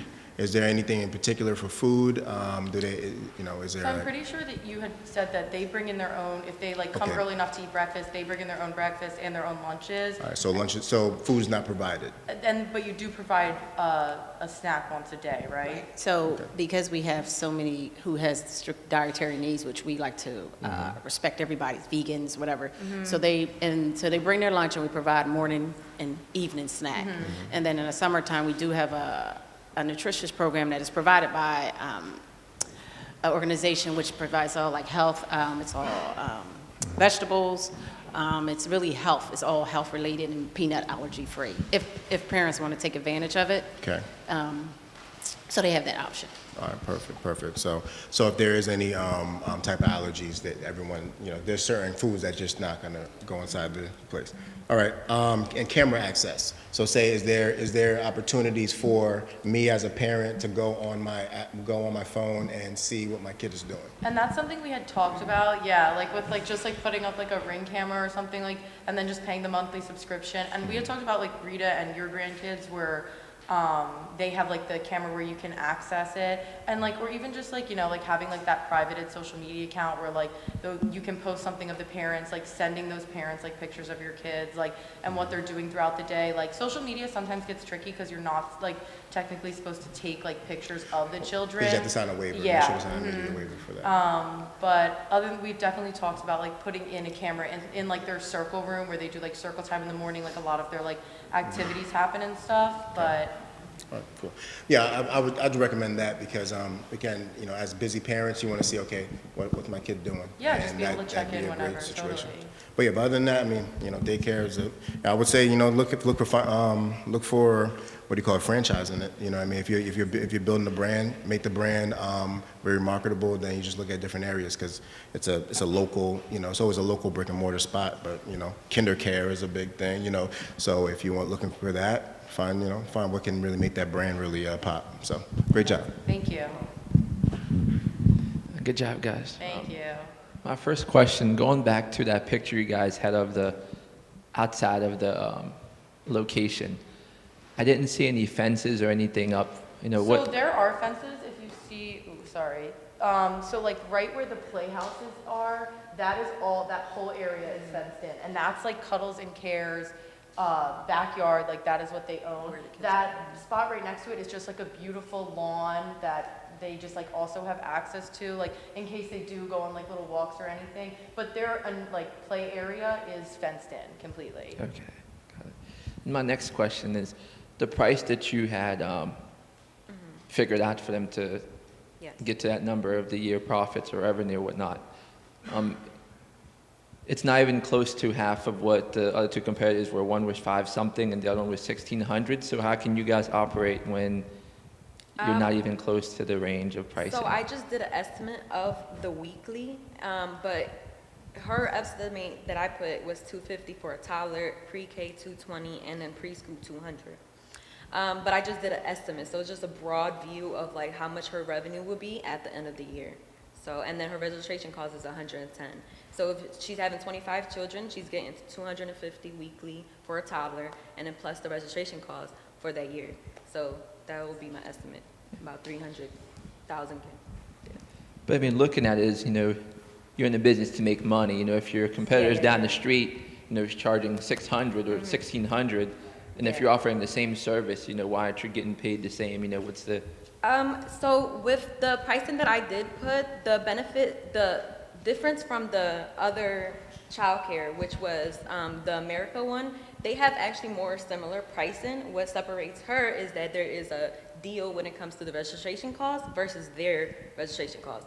So she is still getting like an expense, but she also bringing in more revenue by having those 25 kids each, like keep that goal. That goal is to get 25 kids, and that's what we're the goal of marketing and making sure we get that goal there. So if she's not making 25 kids in there, then that's what's gonna cost to bring the revenue down. But however, which is why I accommodated the pricing, which a toddler would be $250, a pre-K would be $220, and preschool would be $200. So the pricing will only drop just a smidge versus like other places. With a kid is older, they will drop the price more significantly. I mean, the last thing is, I'm still on the pricing thing, as far as, if I'm looking at, somewhere to put my kid, just buying anything, it's like, you go on Amazon, if you're looking to buy a phone case, just, if you see one for $2, you see one for $10, and, you kind of shy away from the $2 one, you're kind of thinking, it's shady, not good quality or whatnot, when I look online, I see 3 options come up, one says 600, one says 1,600, and yours says 200. So I'm thinking, there's probably no licenses. And from what she said, 3 years of experience, and you need a lot of credentials. It's not like a cheap thing like you would see on Amazon or something for a $2 phone case. It's actually legit. So I think you should be getting paid, your true value, which is the same pricing that they're charging.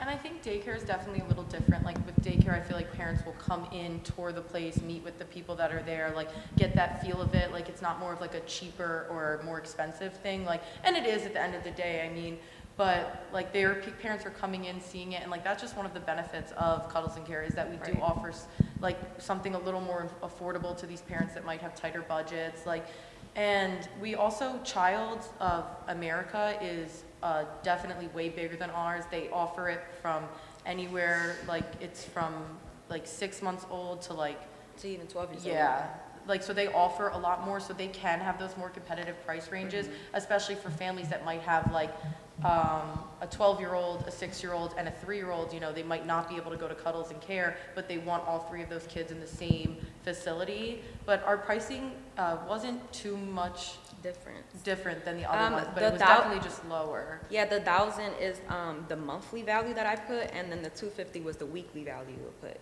So 250 times 4, because the month. So the others were $1,600 for the month or for the week? What happened? The other pricing, they were for the month, not the week. So for the 16 that you talking about, 16,000, 1,600, that was a monthly rate. Oh, I thought it was for the Yeah, week. so yeah, and then the 250 was a weekly rate. Okay, So got that's what, yeah. Got it. So no, that would be a dramatic.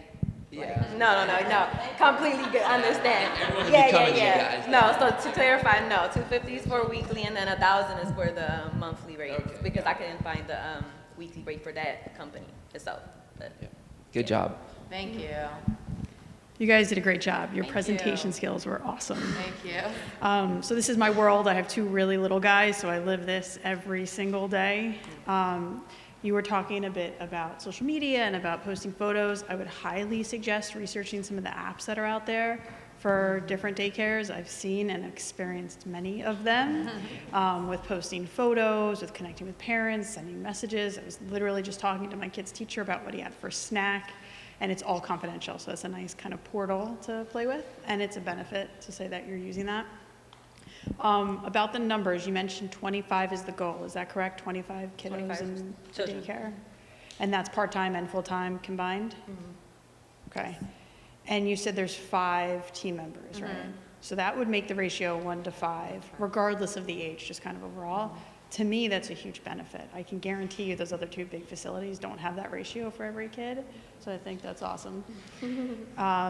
What's the retention rate? Do you know year over year? Are the kids staying from 14 months to 5 years?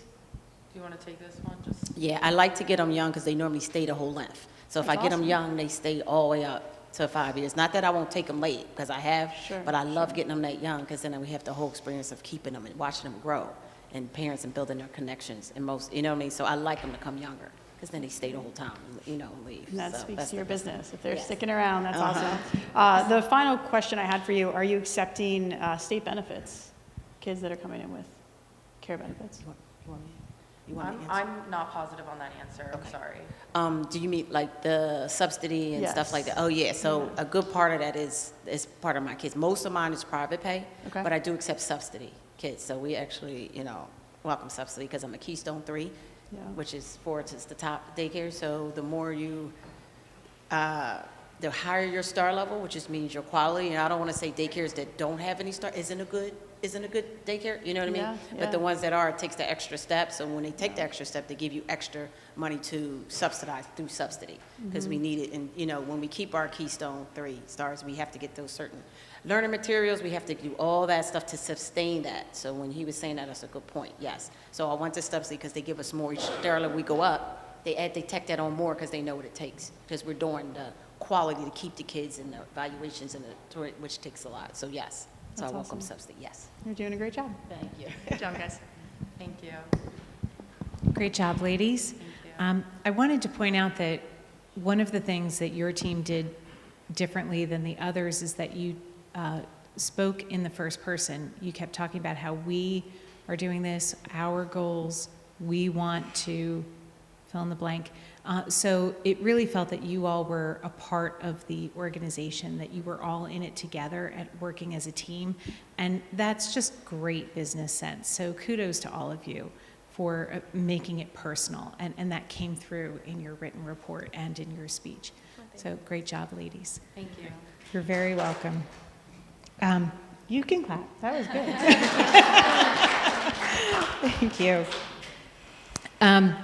We've talked about revenue, and I do think as a former single mom who raised 2 children that fortunately survived to adulthood, I think there's room in your charges there, because the charges were not, they were almost about what I paid a while ago. So you're in a competitive area, and I understand that you're a human being, and I could tell that you're all about community, but I think that there's room to nudge it, to honor and respect your families. Right, and it is a little currently. higher than what she said. It is a little high, yes, Good. and you're absolutely right. So I try to stay competitive with the ones, and I appreciate that. So I will go up, keep going up, yes. Okay. To do the insurance, yes. Good girl. That's a very Yeah. You're welcome. And I would agree that your smaller size is your competitive advantage. And I don't know if you all suggested offering a referral program. A referral program? To other parents, because every parent knows And other that's parents. what Marla was saying, like, a lot of her, like, It's and word. we were talking It's like about, like, optimal, marketing and, like, word of social mouth. medias. Right. Like, a lot of her business does come from just, like, knowing everybody in the area, like, just being a friendly face, like, having happy customers from before, like, you know, I don't think there's, like, any program set up, but, like, just the talk of the town, like, everybody does love the business. Word of mouth. You might want to incentivize your existing parents to offer that word of mouth, and when a new parent signs up based on a referral, they get some reward or of some kind. And that's a good point. Yes, I'm sorry, I don't mean to keep talking and I'll stop. So so when a parent refers somebody else, I give them something off the tuition, which that was very good, yes. So I wanted to say that, yes. Great job, ladies. Thank you. Thank you.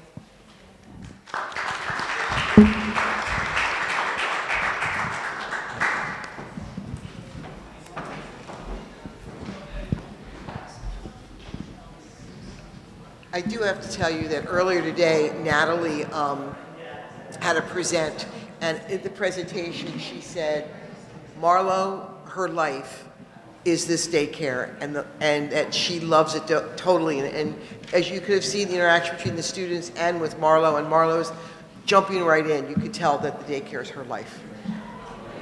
Okay, we now have No Name Gallery, Juan Molina and Pedro Vicente.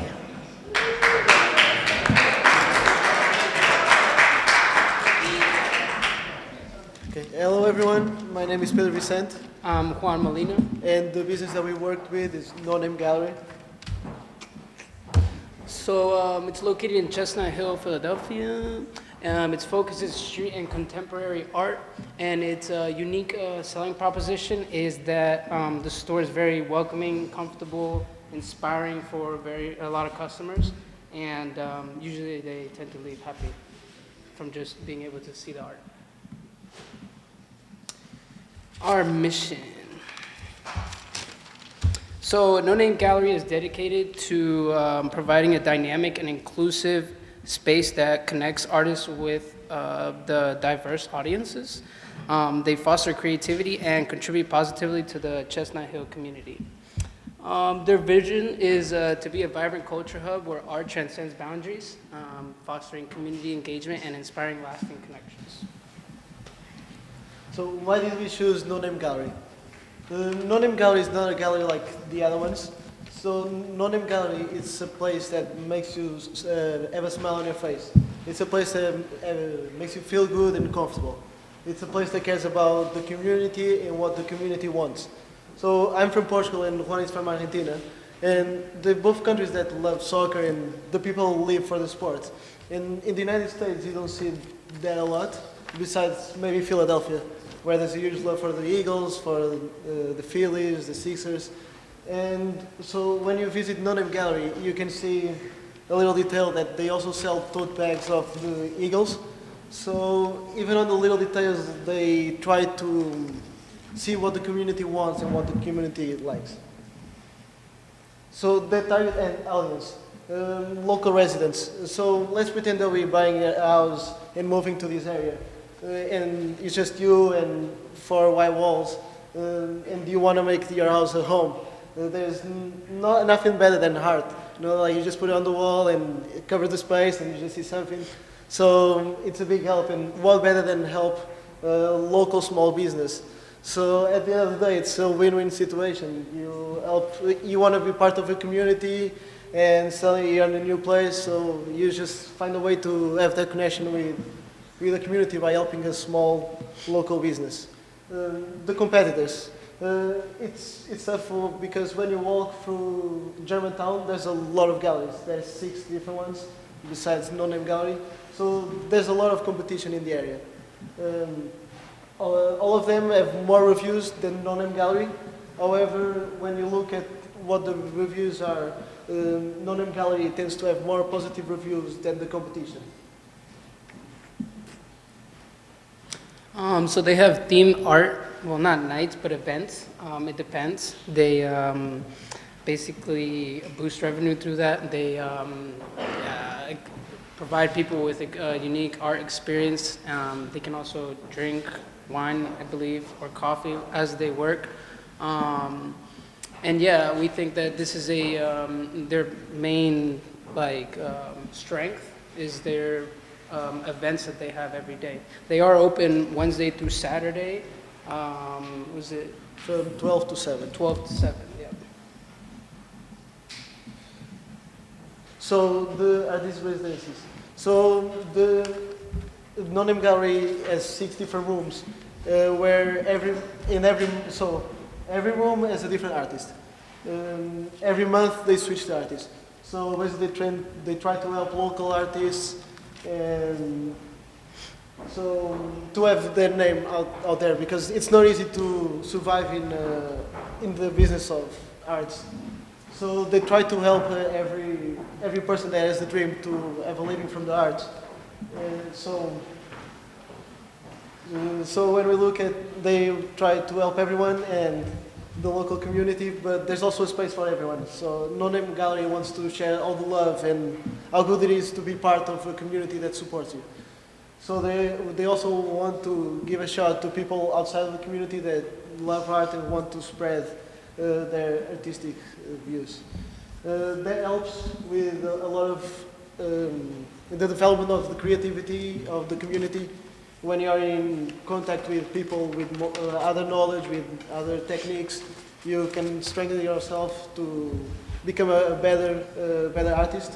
So at the end of the day, we are just trying to make our artists better and to give better shots to people out there. One of our first recommendations, marketing recommendations for No Name Gallery, was to ask the Chestnut Hill Community Association to be able to create a mural design to put up near Chestnut Hill County. If you can click one more time. This is an example of a mural, I don't know where, but it's a picture of basically everybody in the town in the back. So maybe this can inspire Jonine Lee to go and ask the community association to make a mural so she can bring a little light to her business as well as businesses in the Chestnut Hill community area. And as I said before, they have a very strong contact with the community. So here in this mural, they try to assemble the community itself on their murals. As I said before, they have a lot of events every month. I think they should have around, how many events in a month? They have at least one event per month. Usually it's the whole week, and they also add some online events.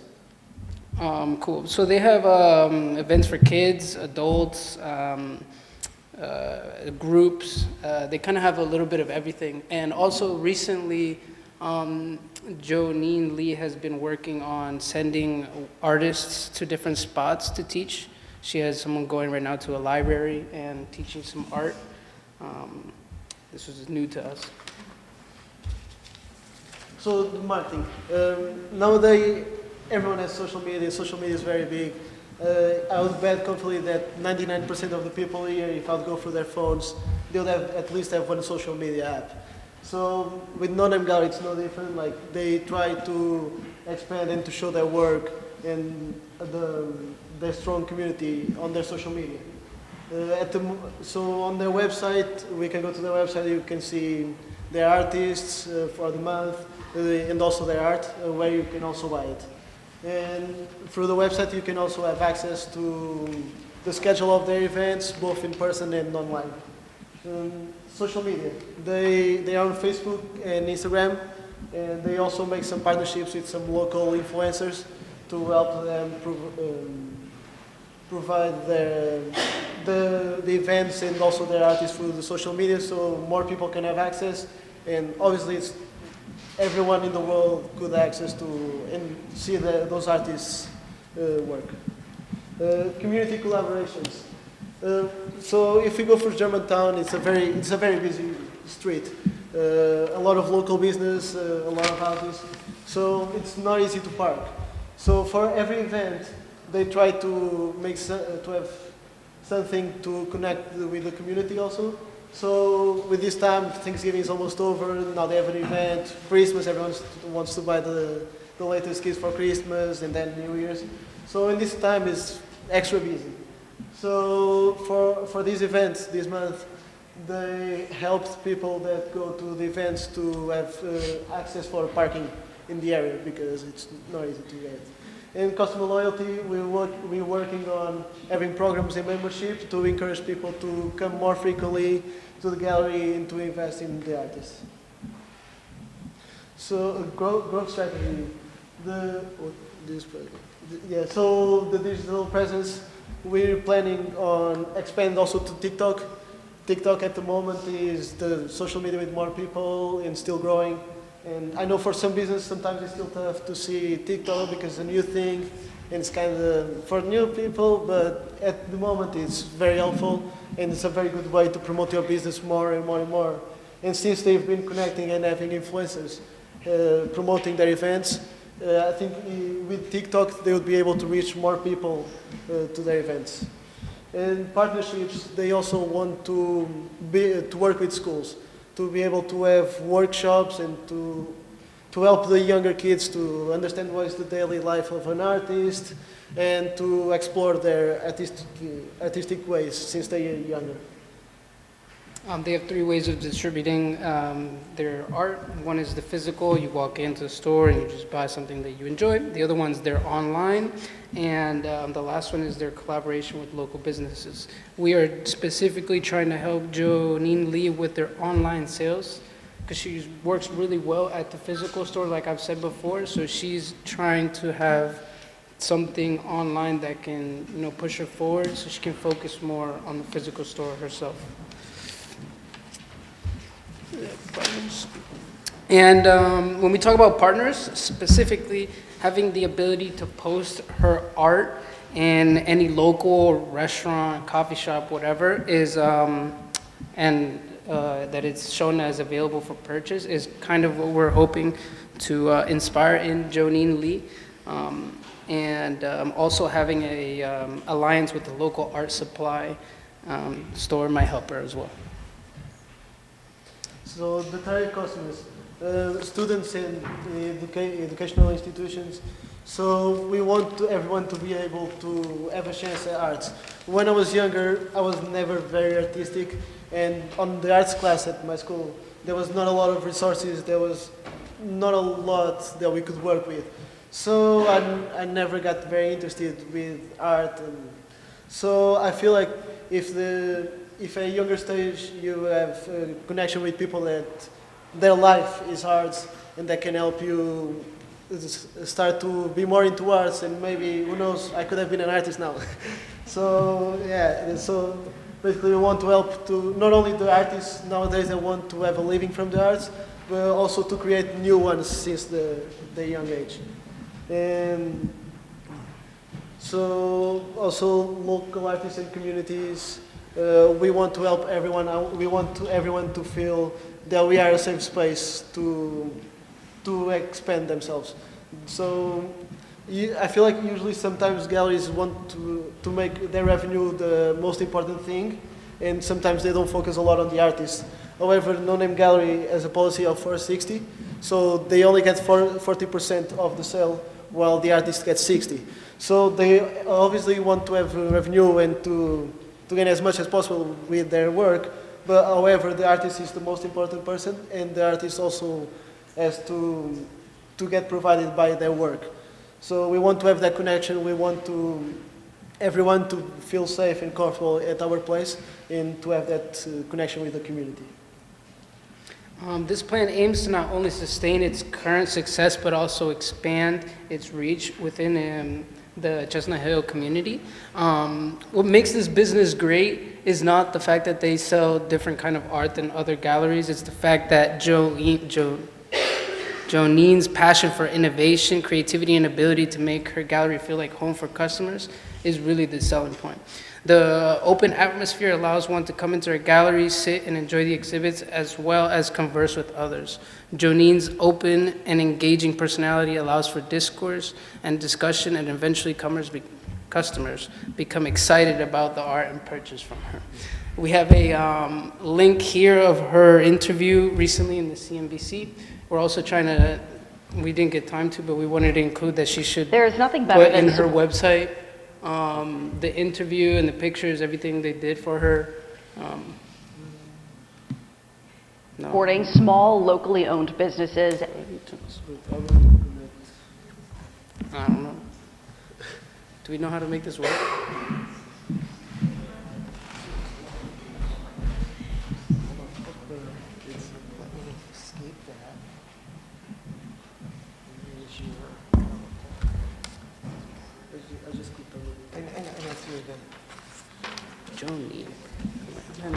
There's never been a better time to get away. With a great deal on the hunt. I don't know how to do this. Here comes Don. Don will fix it for us. Ba-dum-bum-bum. Ba-dum-bum-bum.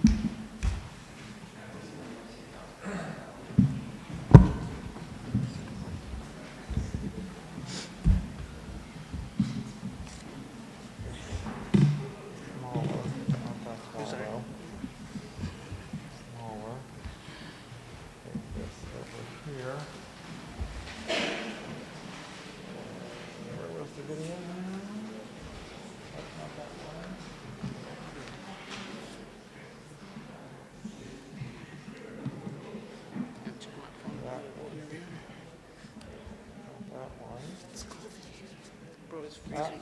I'm freezing. I was freezing the whole time. It's weird. Like, my hands are sweaty, but I'm cold. Hyundai you've always wanted. It's your journey. Own every mile at the Hyundai Getaway Sales Event. Now's the time to get in and get away.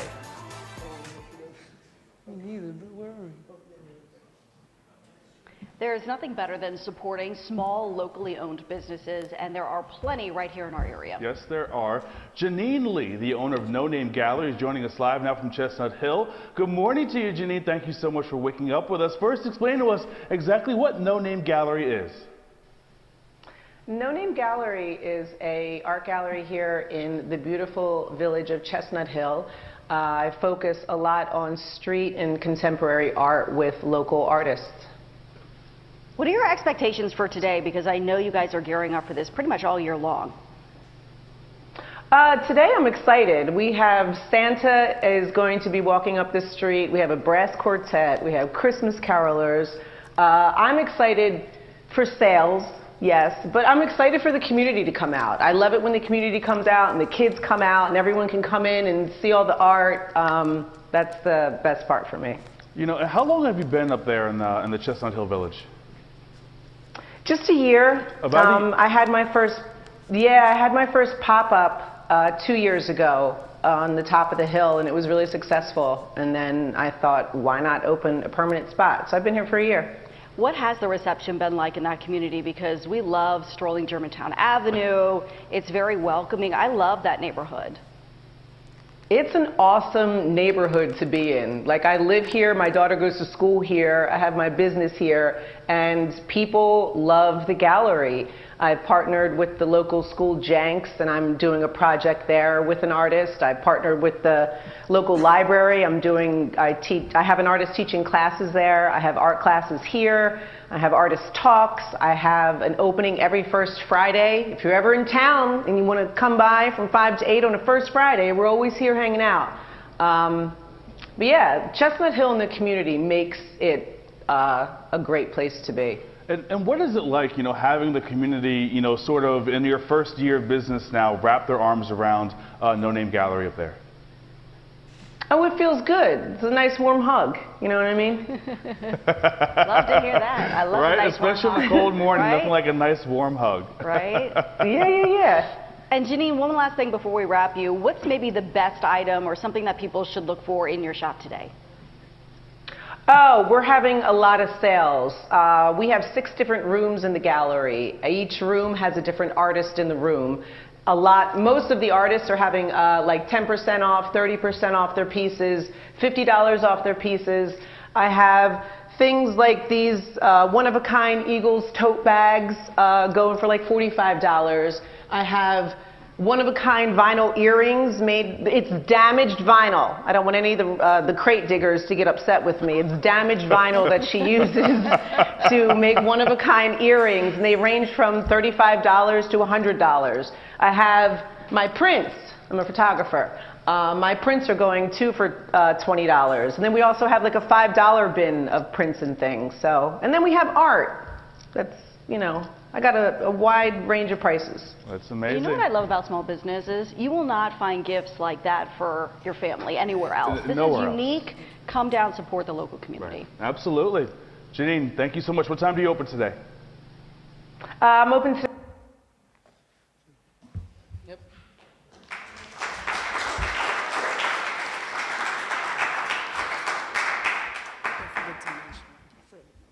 Any questions? Of course, there are questions. Great job, gentlemen. Thank you. You're very welcome. You seemed like you were really confident with your material. So We enjoyed it. good. I thought that your partner ideas were really great, partnering with local communities, and that caused me to ask, is the art that she's selling, does she purchase that from the artist first, or is she selling it on consignment? So if she makes a sale, then there's a split with the finance. So she has an agreement with the artist, and she gets 40% of the, and Okay. the artist gets 60. Okay, good. So she's limiting her risk Yeah. by not putting all the money out Yeah, first. yeah. Thank you.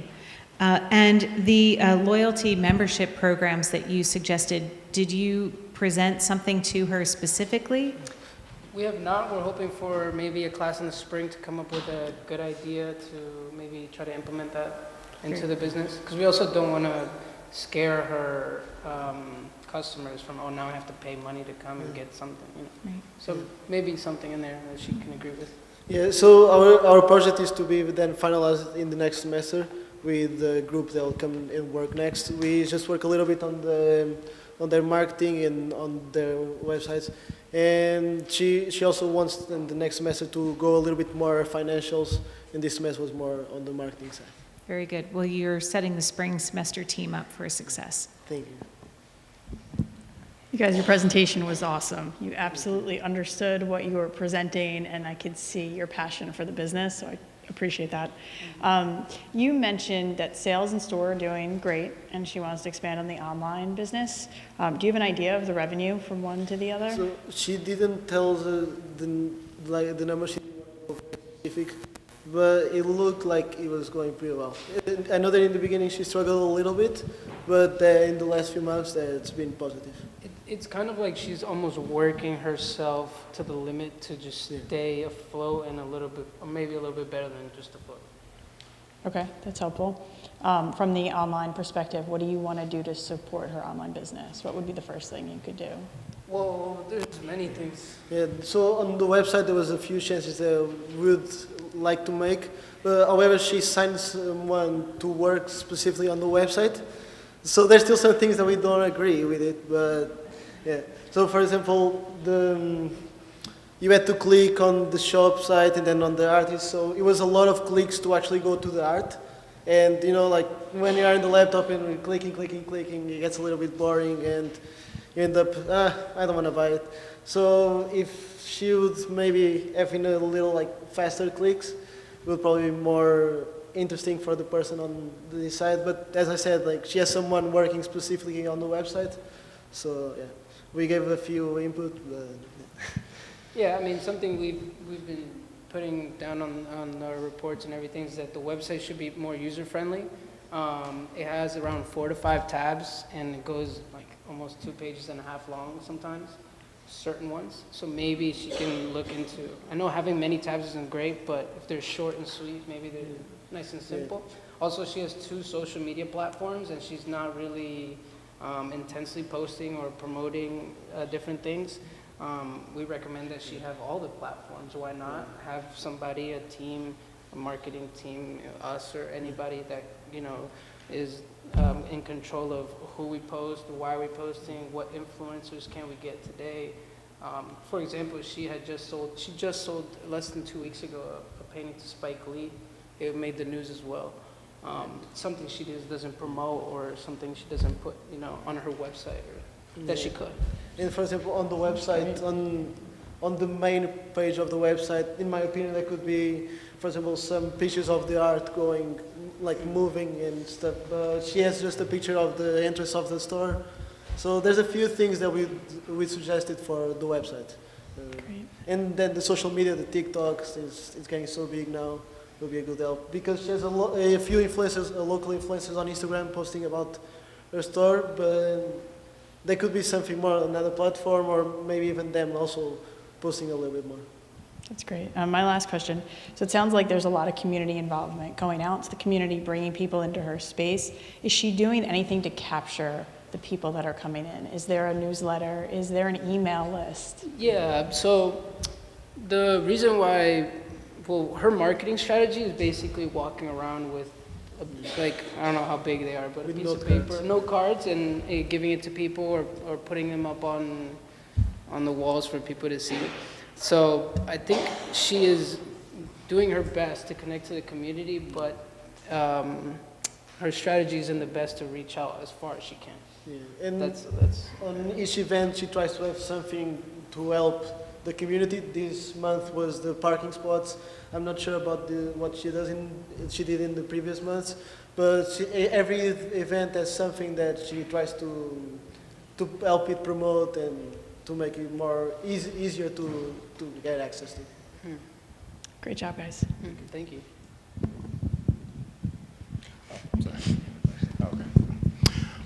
Great presentation. She's very marketable, just to let you know that. So I would say really focus on her branding as her, because she's the no-name brand. That's because you can tell that she's not even trying, and it's grasping your attention. I felt the same thing. Yeah, so I would say really start focusing on funds to really push her just social media piece. So TikTok, just learning how to paint, for her, YouTube, I could see her as as a Miss Rachel type of situation, you know what I mean? Yeah, shout out Miss Rachel, right? Yeah. But yeah, so really pushing her as that brand, and the people will come. Like, she doesn't need to go anywhere else. If she really focuses on that, create a content calendar, ChatGPT it, content calendar for a month. She can batch her content on just small little paintings, and you can really be able to really have people come straight for her. Like when they go to Philly, they go to Chestnut Hill for her and the No Name brand, and pushing that. I think that will be a $100 million situation, because if she's already has ties with Spike Lee, she's already has these type of situations. In the art world, it's quality over quantity. So if you're in that type of quality type of lane, she gets her stuff into like the Dean collection, and now she's seen as that beacon for upcoming artists to be able to get into these type of levels. And now she can, if she wants, take a bigger percentage because now that painting is gonna sell for a lot more. So if you fully push on building her brand, everything else will just fall in line. So, Thank you. Thank you. Great presentation, gentlemen. Thank you. I really think she really is the face of this, and push her directly onto social media. Like you said, even the sale with Spike Lee, I mean, that alone should have been recorded regardless, put on social media. I think watching her paint or doing something with her around the industry is something very important for her to move forward. I had a question about the artists. So she said there's 6 at a time in each room. What is the overall sale percentage for each artist with the amount of people that are, you have your foot traffic, you have your online. What is the average sale for, the art selection of just one artist? Like, is there, we see foot traffic, is there 1, 2 pieces, or are people selling out completely? So it depends from artist to artist. For example, the other day we were looking in the website and one of the artists said all their art almost sold out, and some struggle a little bit more, sell only 2, 3 pieces. But I would say that with average windows up around being like 50 of them will be sold. Yeah, it's also important to keep in mind that one of her goals is also to help artists because she was an artist herself and she has had a really hard background. So that's why she's giving that 60-40, not so much to get artists or to, I think that percentage is great. I think that, Yeah. it gives them a lot of opportunity to make money as well as her. Is she in the business of recycling artists, or does she continuously grab different artists from around the community, or even an extent? She does both. Yes, she does. Okay. Yeah, she recycles, and since she gets new ones as well. Yeah, and so the art, the prices of the art, it goes from like $50 to thousands. So she can one day sell a $50 art, and then the other day she sells some for 2,000 and something. So some artists have a little bit more value, others don't have as much, but she wants to have it open to everyone and everyone to be able to have a safe place there. I would definitely get her to look into, education, schools, and everything like that, but the presentation was great, gentlemen. Good job. Perfect, thank you.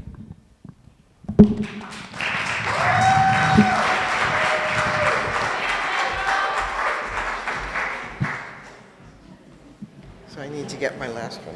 So our last group, and not the least of our groups, is TC Unlimited. Right that one. And we do have the owner here, so I'm going to bring over so we have Zachary Pierce, Elijah Robinson, and Jonathan Torres to present. How you guys doing? Our presentation is on TC Unlimited. Go down one. Okay. All right. I'm sorry. So TC Unlimited is a women's boutique. She provides clothing for women of all sizes, ages, and she has some really unique styles. The business was founded by Takia Chesson, which is here. She's here right there. And yeah, we get into the operations of the business. Oh, here's some business information. Here's a phone number, the location, and some social media accounts. And this is what the store looks like. So the boutique operates both in-store and online. The brick and mortar location has 2 dressing rooms as well as the upstairs for like events and brunches and things like that. As far as her online presence, she has a website and social media. People who order online, she ships within 3 to 5 business days.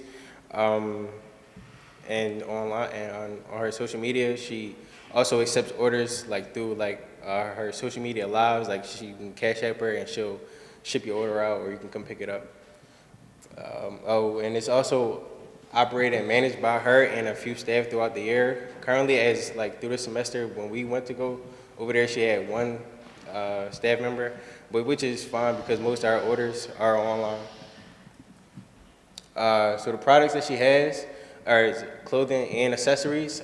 She has partnerships with various designers such as Marcia Longline, Samuel Dong, which is this piece right here, and M by Nancy.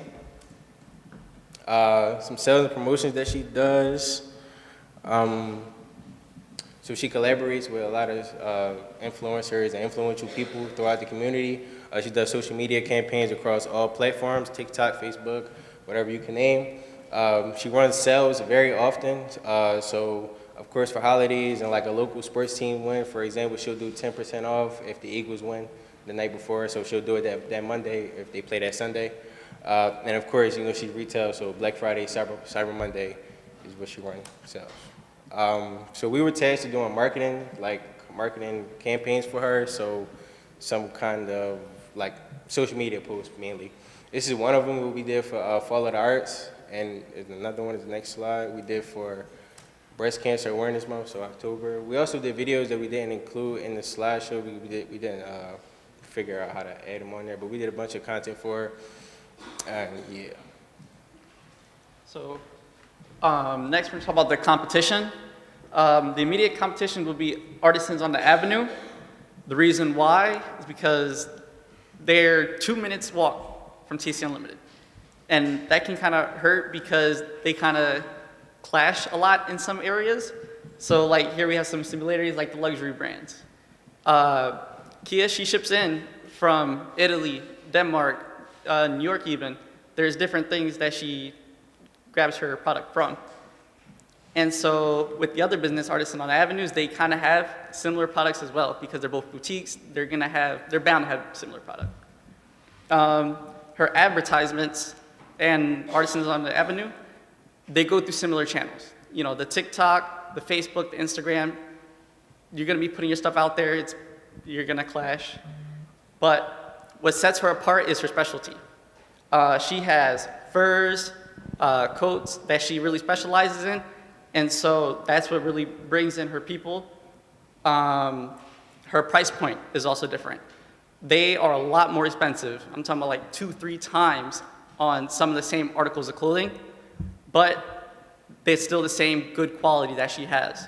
And so that brings in people instead of going over there. And her personal touch. Her lives, as we previously mentioned, she's on TikTok once a week.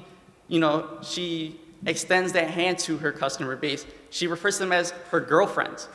You know, girls call each other that because they're that close.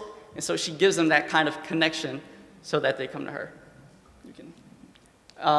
Her financials, there's a cost to doing business, and there's a lot of money going different ways. For example, her wages, she pays nicely. There's 5-6 different employees. Sometimes she's in there herself to save a little bit of money. If it's a slow day, that's okay.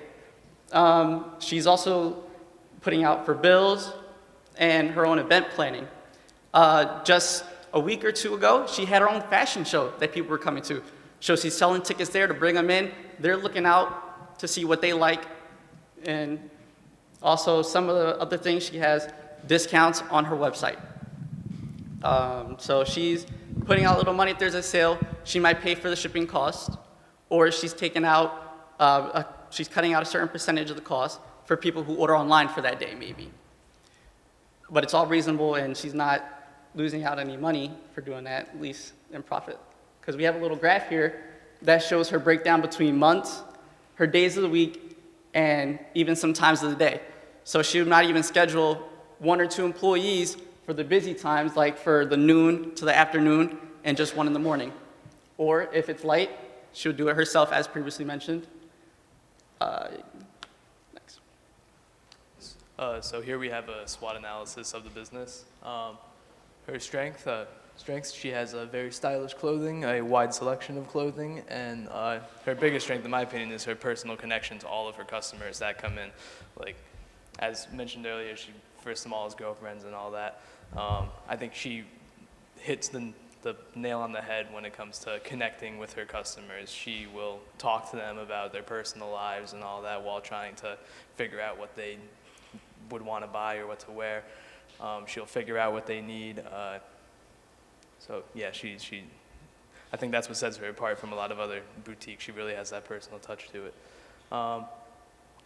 For her weaknesses, she has a handful of employees, but that's not much of a weakness.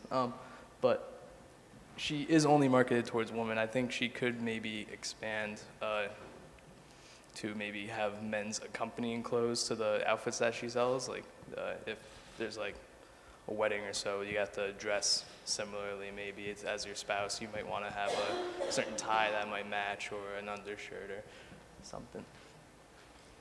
And another thing is we are 3 men who are doing a presentation on a woman's boutique, so I think we really offer a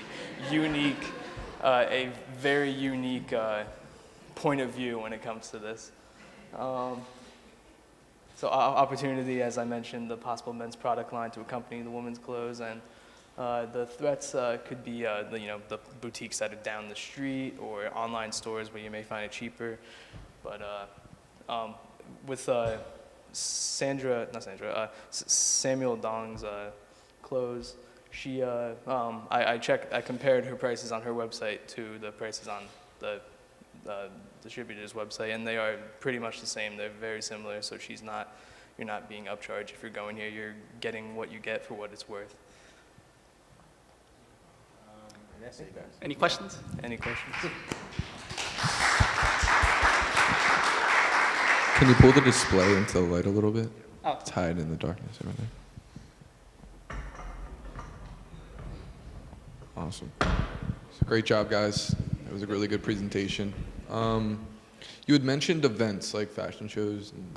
How often does she put on these events? Well, as we've been working with her, she's been doing about an event a month. She was also, well, we have the poster for art, what was the art show? Follow the Arts. Follow the Arts. So it's about once a month for what we've been working with her for.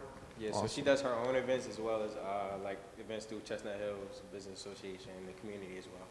And how much is like a ticket to one of these? So we just had a fashion show annually, and it features different designs along with the ones that I carry, and it was a sold-out event. And we have been doing this since 2016. So this is our 4th one. In between COVID, we had smaller ones in our facility, which we did move to a newer facility in 2020, which was further down the street, would allowed us with a bigger space to do events inside the building. So it was pretty good. The ticket price was $100, and VIP was $150, and both of them were sold out. And the capacity of the last location was 140. Wow, that's impressive.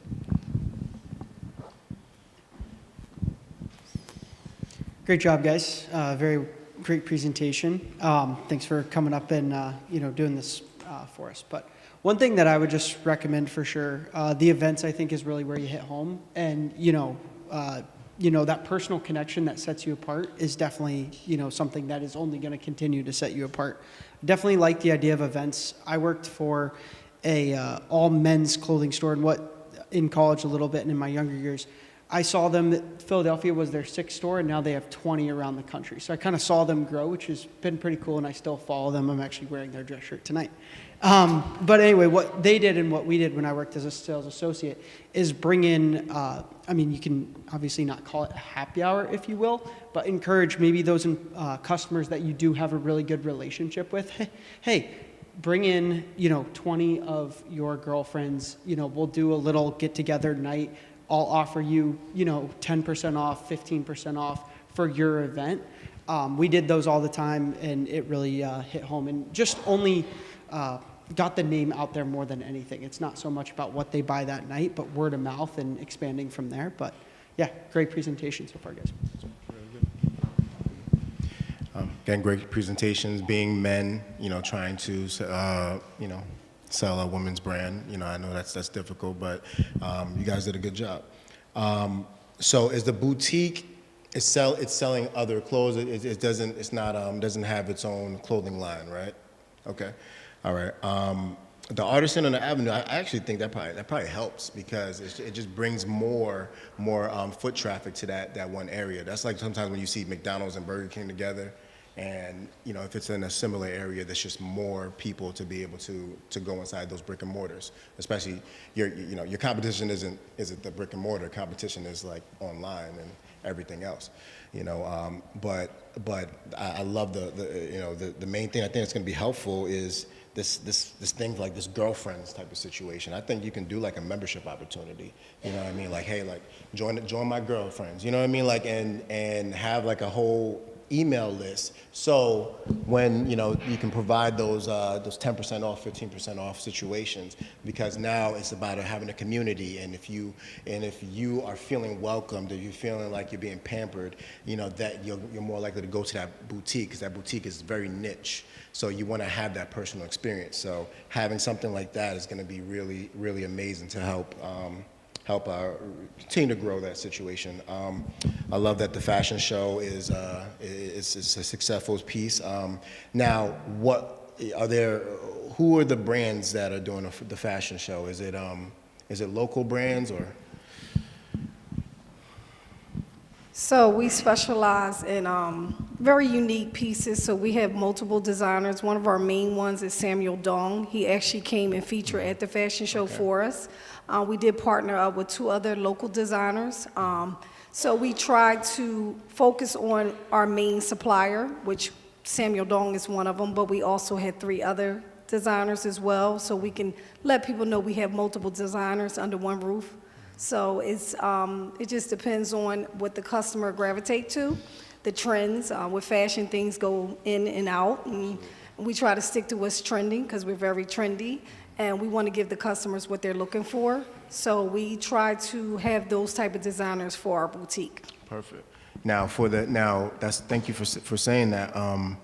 Now, for the marketing piece, having some of these influencers that's really big into the fashion piece that can kind of move the followers to a new type of trend. Do we have any partnerships or any type of agreements with whether if it's a micro influencer between 10 to 100,000 followers to a major one? We have worked with several ambassadors. We call them ambassadors. So we do have partnership with a couple local people. We had the police commissioner. We had the mayor.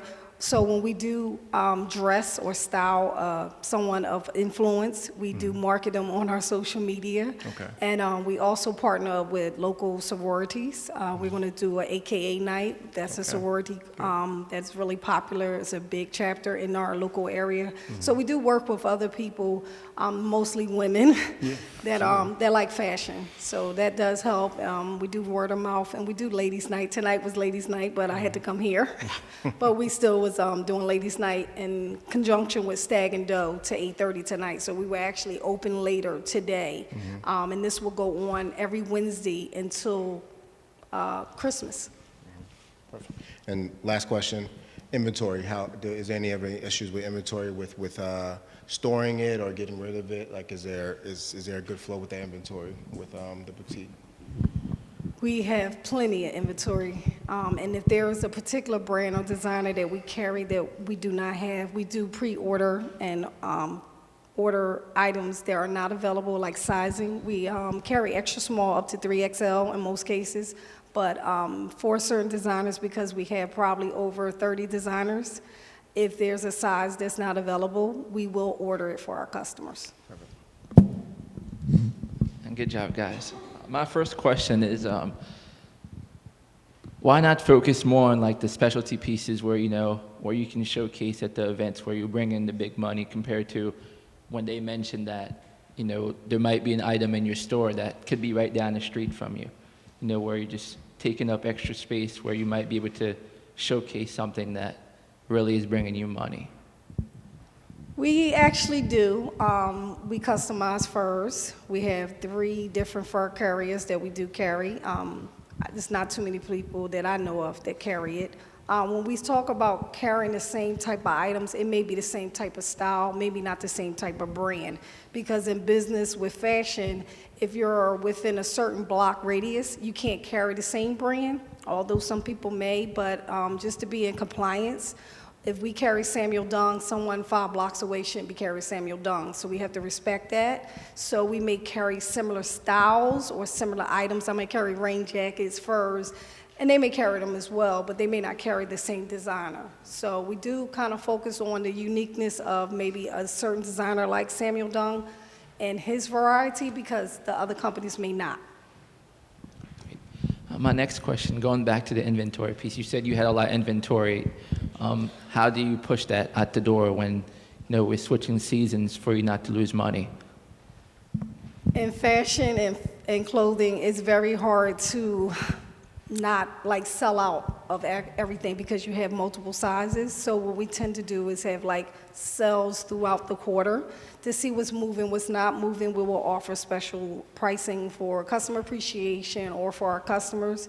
And we also put our products on several platforms outside of my website. One of them is Posh, so we can reach customers that's not even local. Posh is all over, it's global. So when summer items are not selling here locally because we're in fall and winter, it may sell on those different platforms because there's people shopping from all walks of life.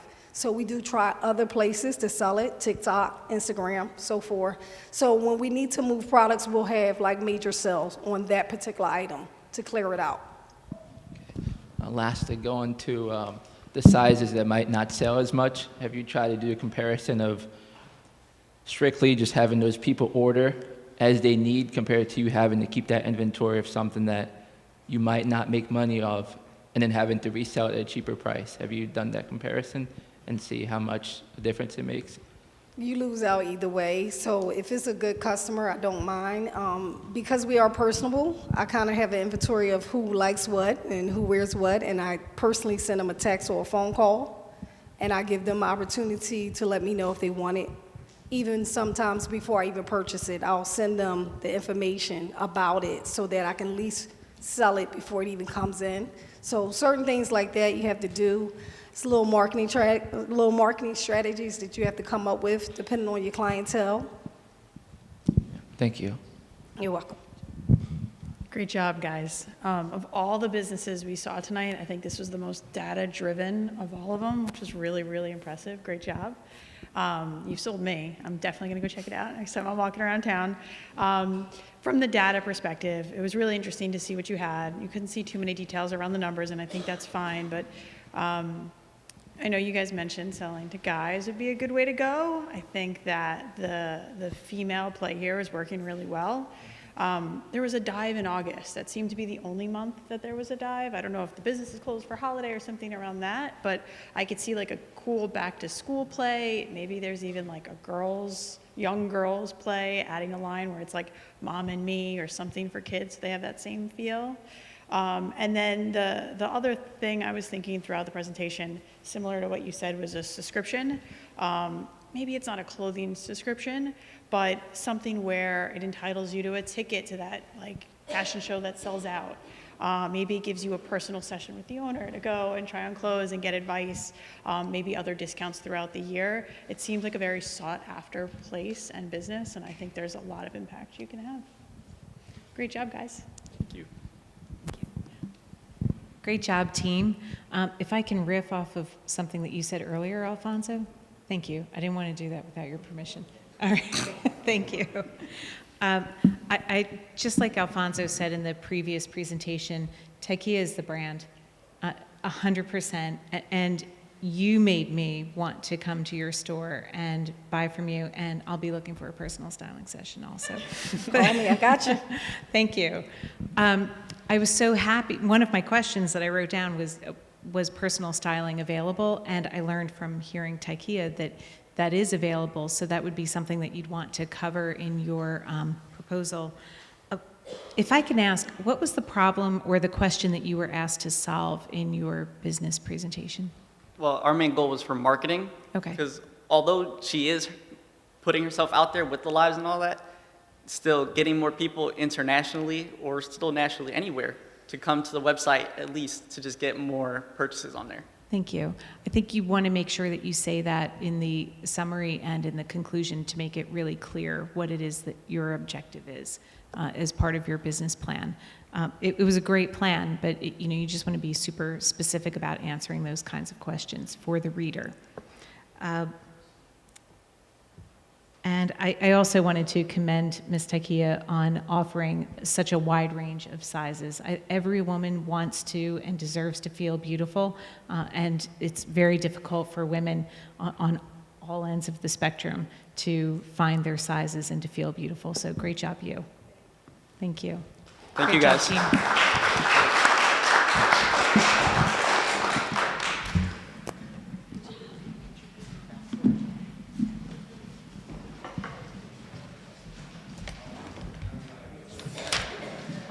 Okay, you've heard their presentations. It's time for you to deliberate. I would ask, I have an area in the parlor set up with like 6 chairs. Well, going, yeah, 6 chairs for y'all to sit around. And if you could just come back and talk and give us an idea of who you think gave the best presentation, that answered the questions, that said, okay, these guys knew what they were doing, guys, gals, whatever.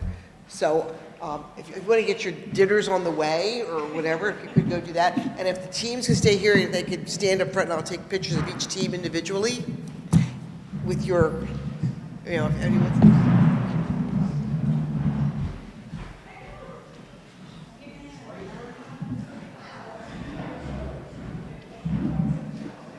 And so there are 2 microphones there. If you could announce to our students your decision and why.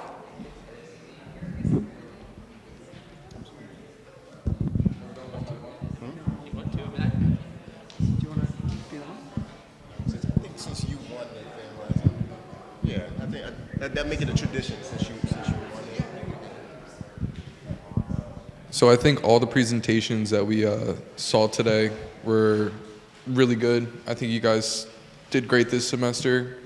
Personally, have gone through the situation last semester, super difficult to get up there, stand in front of people you don't know, and discuss something that you just learned about a semester ago is insane. But it's also a great life lesson that you can hop into anything, figure it out, and do what you want and make money wherever. So we all came together, talked about all the presentations, and we decided that No Name Gallery is our 2024 Griffin Tank fall semester winner.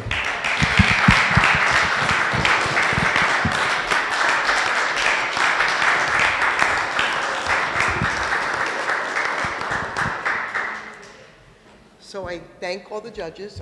I'm sorry you didn't get to eat anything. There's still pizza, but it's cold. And your salad's there, but I thank you all so much. I really thank my students because they're all awesome. They really are. They asked me who I thought won, and I said every one of them because I know how hard they work and how special they all are. For those of you that are graduating, I know there are 2 or 3 of you, please keep in touch with us. At least with me, I really love to know what you're doing. I like to brag about you. So if you get a job, send me a picture because I'll get it up on social media because I get real excited. And then I can always refer you to other students so that you can, mentor them or network. Always remember us at the Center for Business because we really care about you. And I look forward to hearing each of your names called at graduation. And if you hear this woman in the back screaming loud, you know it's me. Have a wonderful holiday. And I look forward to seeing everybody back in January. Thank you.